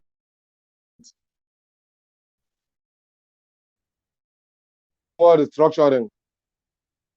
So you can't be in abroad and expect those running a different system to act the way they act in abroad. The truth of the matter is that no governor has the right of You are just the chief security officer of your state. That is on paper. Police is not under you. The army is not under you. The Air Force is not under you. The Navy is not under you. None of their arms is under you. Even the commissioner can die with you because you are giving him money as a governor. But the commissioner reports to the IG in Abuja. If the commissioner dances to your tune so much and the federal government does not like your relationship with the commissioner, they will remove him and send somebody that will be fighting you. The solution lies in the constitution. And how can that be? It's only somebody that will have the guts to make some amendments in that constitution. That is the only thing that will save us from all this engagement. It is not peculiar to Edo State. Let's just say Edo is just a case study. But whatever is happening in Edo State is what is happening in the whole southern Nigeria. The North is not like that. Nobody cares about all these things. They do things the way they want. It's just in the South. And they have tried in dividing the South that even the Edo man does not see somebody from Delta. Let me not go far down. As brother, just step outside the door, the other side, you are already in Ondo State. You see them as a different person. Imagine an Igbo speaking Rivers man will tell you that he's not an Igbo man. Who did this to us? How long shall we continue to walk in this? It's not ignorance, in this blindfold. Is it not time for us to come together? Because after the Biafra war, they brought this government of divide and rule. And since then, that is how we have been. Before we can get it right, let our anger come down so that we will not miss our steps. Tell your people at home. I always preach this every time. Tell your people at home to vote a government that can give us leadership. Everybody has this common agreement that our problem is leadership. The anchor has been emphasizing it over and over again. Leadership. That is what we need. Since we have found faith in Peter Obi, let the people at home, please encourage them. Let them see reasons. What you are seeing from afar, those at home may not see it. Let them know why they should support Peter Obi. Just for our tomorrow, just because of our tomorrow. Then I wanted to mention about the issue of Oshiomhole, Obaseki, Ize Iyamu, and the rest of them. The same case is equally a case study of what is happening in Nigerian politics. Exactly what is happening in PDP now. When they will gang up together against us, they will share their secrets. When it doesn't favor them, then they will start saying all sorts of things. They are all the same people. But we can't be fooled forever. I just wish that by this time, we'll learn our lessons and get it right for once. If we get it right, things will start taking the right turn. And by the grace of God, we'll get what we want. Thank you.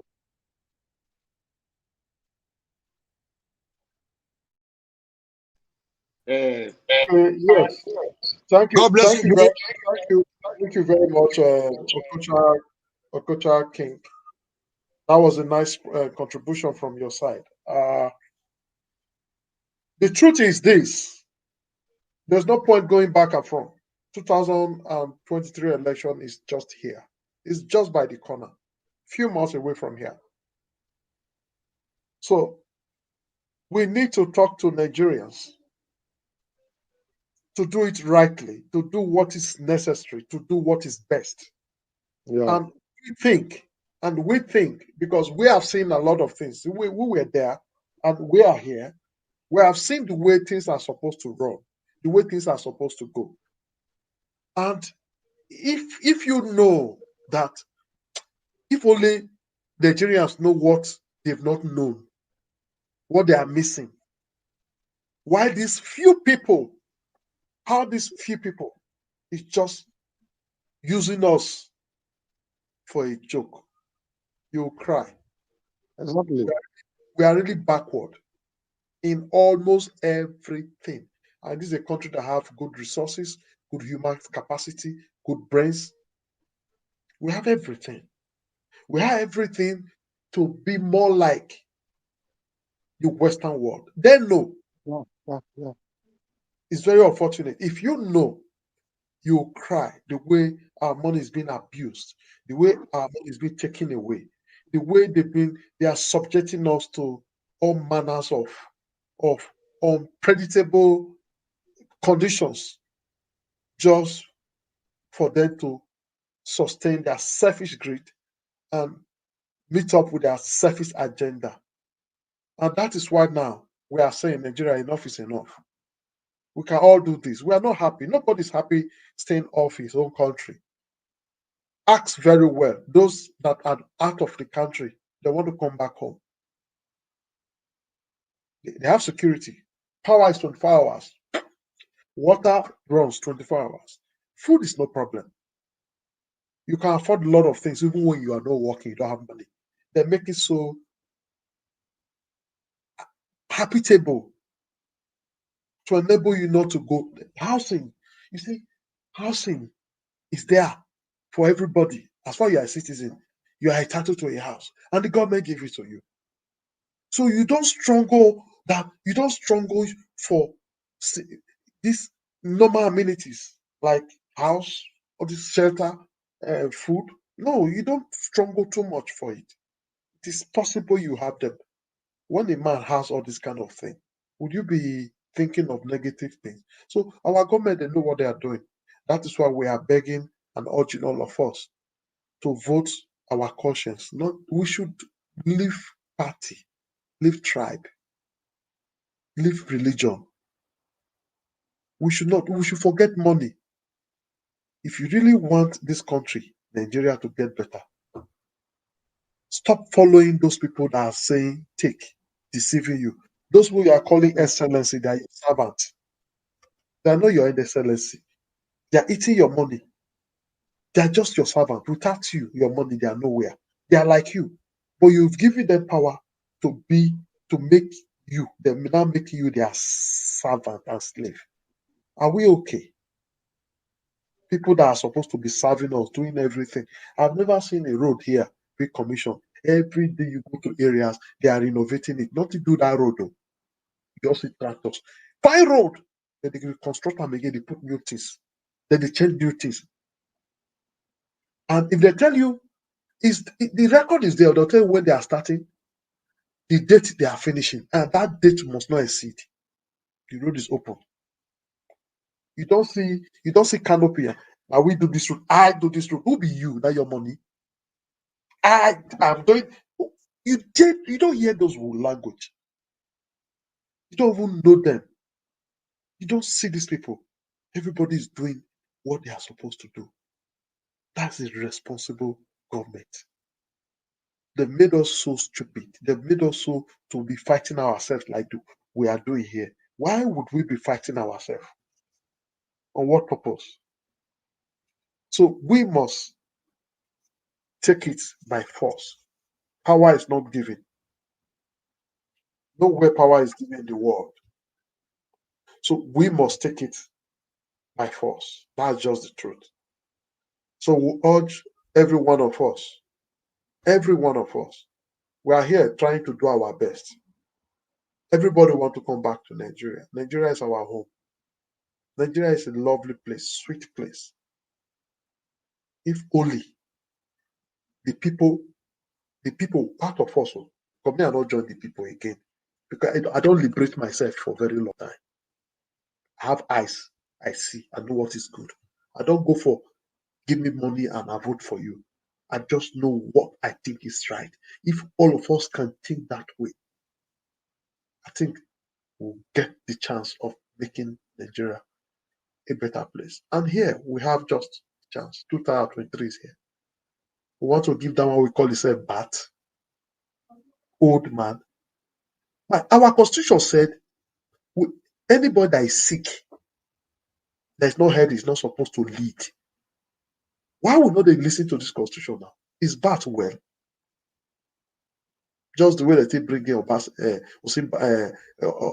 this one that was sick. Yaradua. Even Yaradua. And this one now that is sick. We use our Buhari. Buhari to be flying 24 hours for head, our money. He dey sick. Why go lead us? Who dey sick when never cure? Say, no one lead me. And he's even stronger than the person that they want to bring, bro. That's the truth. Now, Bat. That one just the peace for body. You know, they feel waka, then they hold our waka. Have you seen him walking low? Somebody must guide him. He wants to come and lead. He's sick, for goodness sake. The Constitution does not allow such. Constitutionally, Nigeria Constitution does not allow such person to be in an office.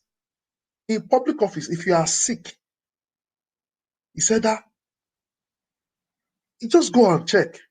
They will retire you because you're sick. You cannot carry out these functions now. If not that they are looking for something personal. Somebody like Bat is supposed to be resting. With all the money he has stolen, supposed to be resting and taking care of his grandchildren and advising them well. Not coming to want to die in that power again. Let's not go to somebody like Atiku. That one is even a right over. Publicly, he has disgraced himself. He said that Kabu he do making money as a custom officer.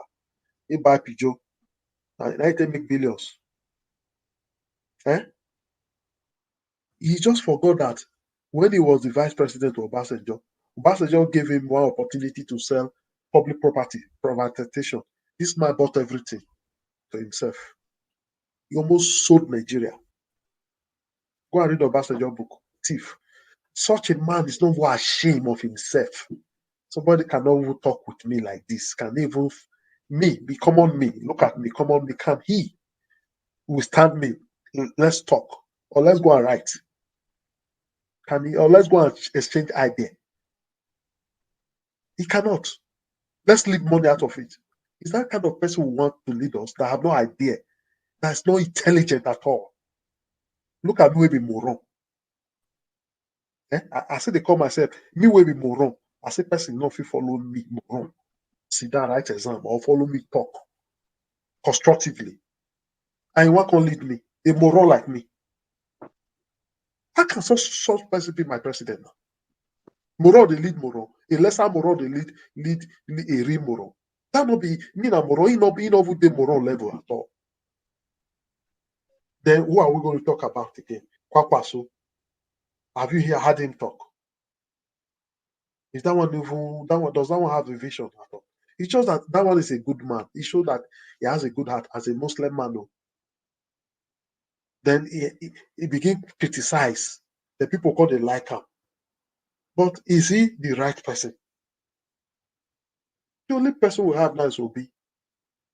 Let's vote Obi. We have seen him. He has held public office and he's out. He has a vision. He broke out from those. He said, no, he has seen, I cannot. He went to labor.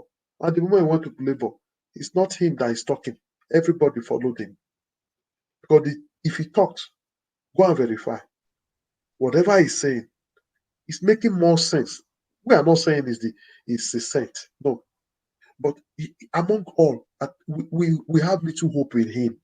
Small hope. At least. He will better. He will better. We feel he will be better. We feel he will help bring some glory, some good names to Nigeria. We had Tinubu cannot go to America, drug case, so many issues. We had Bat also, Yakini before. From Yakini 98 on to Tinubu. He don't do many drug cases. Now so they talk, I did public. Now he forge name. Now he forge age. Now they hire fake bishop. Now he collect Lagos State property finish. All. He come out for state governor. He put pension during the time. They collect pension, choice houses, they collect when Lagos State old polytechnic, now you don't buy them. Almost everything for Lagos. That man has collected it all. And that kind of a man You want to say, make he come be president. He go finish us now.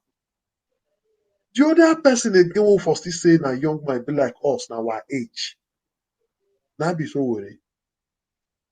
But that one now, that one come, we agree. But He's selfish. He's a selfish man. his style not clean as a young man.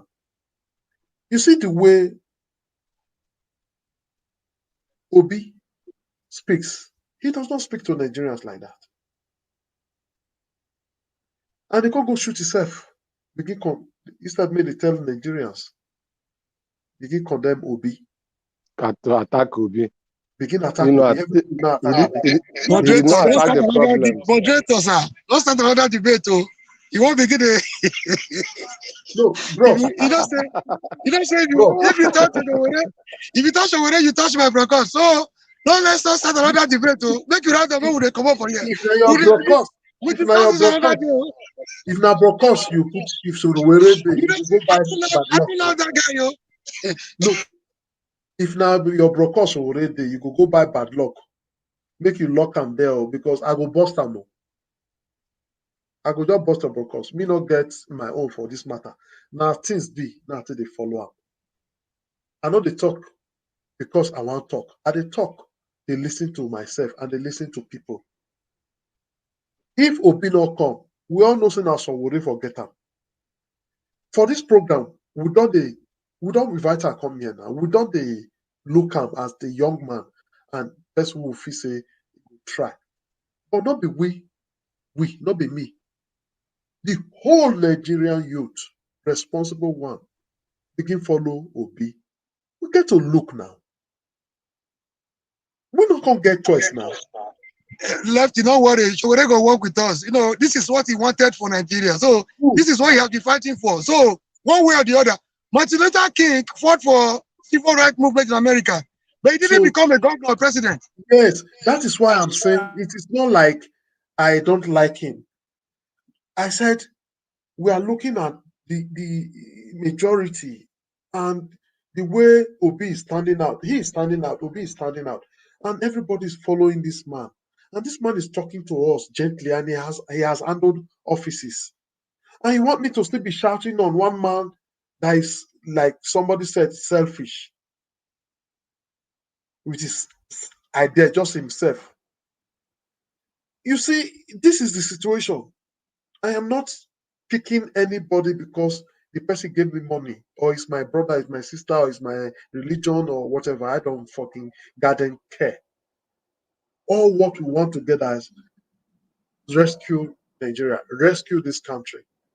We don't care who is going to do it. And that's how we believe you can do it. So let's come together as one, whoever you are. The way we are going is very bad. Our naira is becoming sheet paper, coupon paper. It's going. Somebody just said here very soon to be 1,000 to $1. Very soon. Because they have made it so. How can you be borrowing money for enjoyment? Just few weeks ago, Bubu went to borrow money. And before he went to borrow that money, he gave some money out to Niger State as a support. Does that make sense? It does not make sense. If you don't put your house in order to look good, you say you are supporting other country. With borrowed money, you are not producing. You went to borrow money. Why did these people borrow the money direct for their own support? Does it make sense? You see where we are going, there's agenda really. You are making railway to Niger. Oh yeah, Niger. Why? Because that's where you are from. Nigeria now. Becoming Niger. No railway to the south, to No southern railway Nigeria. carrying our goods to south where people they go they buy, Newe, everywhere people they buy, go give Lagos. This no railway. But you are giving Niger a small country, and these people that you say they are terrorizing us, you are giving them money. You think we are stupid. And some people will still come here and be defending them. Look, you go red for now, go red. Now don't do our eye don't open. So on this note, I want to round up. That's why I spoke this long. Yes. And before I round up, I want to thank everybody that have listened to us. I want to thank everybody on the comment section. Yes, everybody on the comment section. We appreciate you very well. We love you. We welcome you. And for those, sorry, today we did not put on our phone line. I just forgot. For those that want to call in, we are sorry about that. But before I do, Can you pick one or two calls? but no time no more. We are already rounding up. We didn't put no number. Attempt did not come. Old callers did not come now that phone is with me.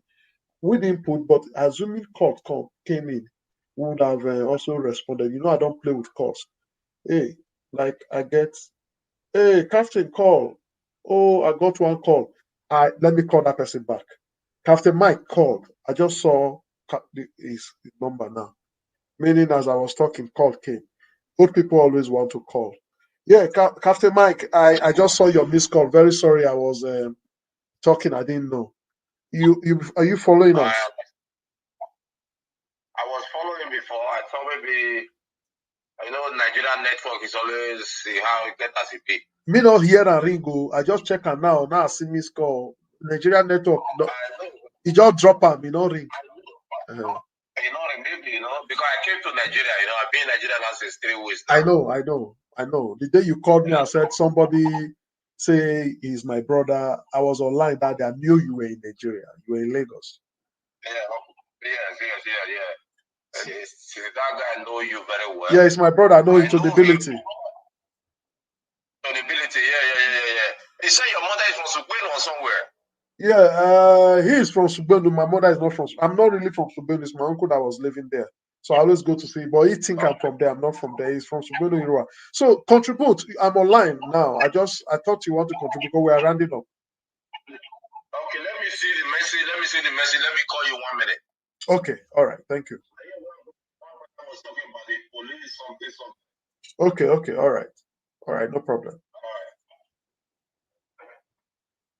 Okay, that 1 minute, go see me again. I don't go with that. I just wanted to respect Omori that said we should check the cost. So, I want, do we still have Alex here? I want us to go around again, give our final note, and call it a day for today. I think, okay, Alex is no more here. We have just let them say Omori and Okosha King. So, let them say, please talk to us. 1 minute. Thank you. As I said earlier, that any governor of the state who love his people, despite constitution, since constitution did not permit the federal government to fold hands and his people should be killed, the same constitution, it was written by person and it is people that change it. If I were to be a governor and a group of Buhari agents come to kill people in my state, I will mobilize my state to do protest that Buhari will be forced to change that constitution if I were to be the governor. So that is what I think. Okay. Thank you very much. My minute is not yet finished. My brother, okay, I thought you finished. Who said the Igbos in Port Harcourt, they are denied their Igbos. My brother, it's not because you speak language that make you an Igbo. If you are not Igbo in your blood, you are not Igbo in your blood. Let me put you through. If you go to Abia State, there are people called Bended there. There are Benin people, but today they speak Igbo. They are not as Igbo. If you go to Ebonyi State, there are people called Igede. They are Benin people. They speak Igbo. Then if you go to Onitsha, Benin people are there, which is doing no and Onitsha, but they speak Igbo. They are called Igbo. If you go to Enugu, Ezike, are they not speaking Igbo? Are they not called Igbo? Are they not Benin? So if person told you that it's not an Igbo, it's not an Igbo, don't force him because he speaks close to your language. So that is what I have you to know. If you say I'm lying, go and verify all these places are made sure for you if they are not Benin. Thank you. God bless you all. All right, thank you very much. Let them say. Mr. Mori, please. Mr. Mori. Hello, Mr. Mori. Is Mr. Mori there with us? Okay, maybe before he finishes, however, maybe network. Okocha King. Yeah, thank you so much once more. The point I was trying to make is this: the South should understand that we are more divided than the North. We call them Hausas. I served in the North, in Plateau. When you go to the Plateau State, you know that there's no one Hausa man in Plateau State. But down here, we call all of them the Hausas. The House of Rep member, when I was serving, they told me that I discovered one thing, that they are not Hausas. They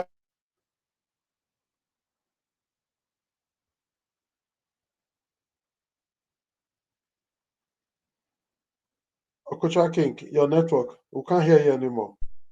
Oh, that's bad. Am I back? Okay, yeah. Hello? Yes, I can Am I hear you back? now. Okay. Yes, you are back. So what we should understand is this. If we don't come together, we can never achieve anything. We stay down here and say that the North, the Hausa, the Fulani. How many Hausas, how many Fulanis? Hausa is just a language.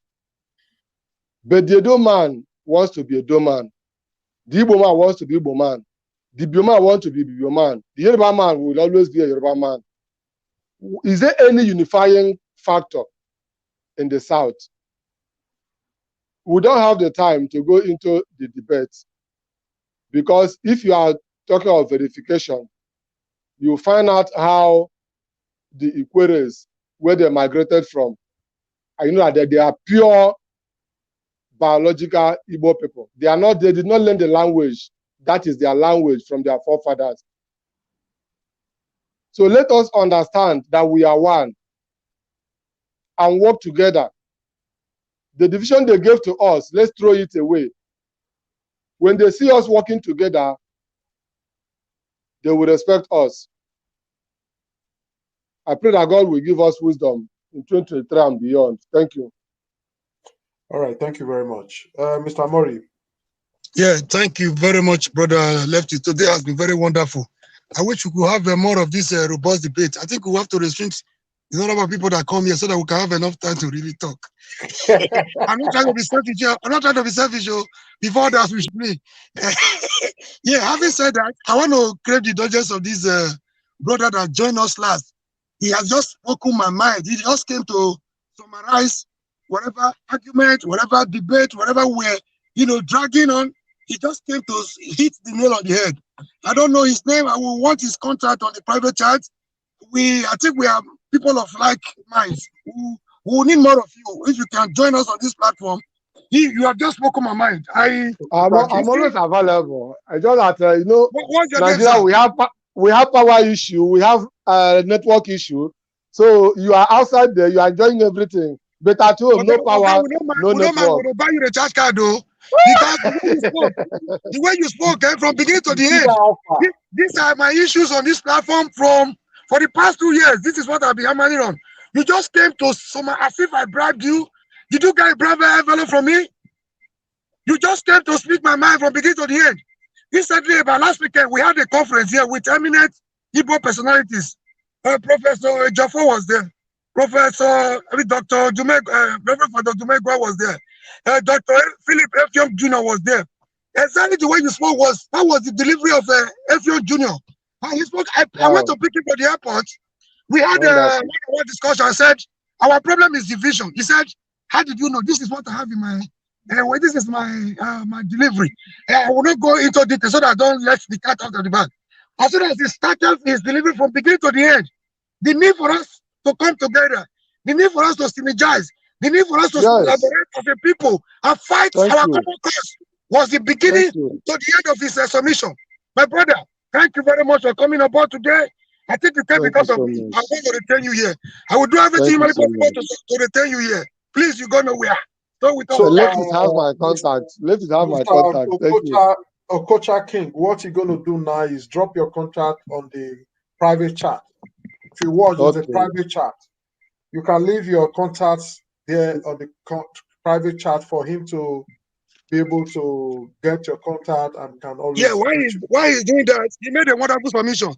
But except, I think it was either commission or mission, he said after the Civil War, we now have indirect, we now have a problem of indirect, divide and rule. No, the divide and rule came as a result of indirect rule. You remember when they came to the Eastern region, they didn't need to organize the traditional institution to use against our people. So they tried to create a warrant chiefs, which met with a stiff resistance. The divide and rule actually started with the colonial masters. Earlier, I submitted by saying that, maybe you were not here then, the greatest injustice they did to us, the greatest resources they took away from us, not the slaves they took away, not the oil, not the gold, not the whatever they took away, was the seed of bitterness they sowed among our nationalists. They made us see one another as enemies, just to divide us, rule us, and conquer us. They weren't telling Awolowo we like you because they actually love him. They weren't telling Zeke we love you because they actually love Zeke. They wanted to divide brothers, come in between them, and conquer them. That was what they did. They came for their selfish interest and personal aggrandizement, not for our sake. They came for economic exploit. That is the problem we are suffering today. But it's high time we come together. Let's put the past behind us. My Igbo brother is my brother. The way I fight for being here, people thought I was an Igbo man. I went to my workshop, the man was always attacking me. Igbos are the one fighting Obi. Igbos are the one fighting Obi. If Thank you, brother. Ask questions from home. You will live long. Igbos are the ones fighting Obi. There is no prominent Igbo man that have come out to support Obi. Support is coming from south, southwest, north. But people no Igbo man. People like you are difficult to find. I need your contact. We have a lot of things to do in common. I have dropped on the private chat. Okay, so I will drop my own for you there too. I will drop my phone number there before I round off. Yes, he has dropped it on the private chat. It's there. Yeah, I will drop my own there right now. My mechanic here was like, oh, Edo people was the reason why Biafra did not succeed. Your priest was the one that told Gowon not to abide with Aburi Accord. I say, all these are nonsense. This is what they use to divide us. We should go beyond that. The same Igbo man will tell me he's more Igbo than every other Igbo. What do you want, Biafra? I say, the greater referendum we have between 2023, the legal referendum, the most legitimate referendum, the most constitutional referendum, is to decide whether we want to remain in this perpetual bondage or to free us from this cabal called politicians. This is the greater referendum. There cannot be a greater referendum between 2023 than the OB election. That will lay the foundation for a greater tomorrow. Thank you very much for having me. God bless you all. God bless the Federal Republic of Nigeria. I leave my quote right here. Thank you, sir. Okay. That is Omori is very happy and very excited today, and I'm happy he's happy and this much as excited. I'm very good with that. So for now, I think that's much we can take for today. I will be coming out tomorrow, 6 o'clock Nigeria time tomorrow on the Sunday discourse. So I pray you people have time to join me. So by tomorrow we'll be coming out. But don't forget, tomorrow is Sunday. Yes, of course, tomorrow. But don't forget, we usually do this 247. On Mondays, I think 10 o'clock we have paper review. At 5 o'clock we have Sunday normal daily discourse from Monday to Thursday. And on a Friday, we come up with debates. Normal time, Nigeria time, 6 o'clock. Then, on a Saturday like this, we could just come out randomly. While on the Sunday, I always come out my Sunday discourse. So please, endeavor to follow and always join us. Thank you very much for being with us today. We are very happy and grateful. So we would be rounding up any moment from now. Yes, we will be rounding up any moment from now. I'm just trying to put some certain things in order. Mr. Modi, you don't come back. I just say you don't go. What did happen to my system? Mr. Modi, you came back. We are running up. Yeah, I know. It was just a network issue. So I'm just following. I don't have any other thing to say. I've already rounded up. Thank you very much. It was a wonderful show to me. My All right, best in thank this you. series so far. All right, thank you very much, everybody. Everybody from the comment section, we say good night. People from our viewers so far, we say good night, and all the panelists that came, we say good night. So we're going to call it bye bye. See you tomorrow.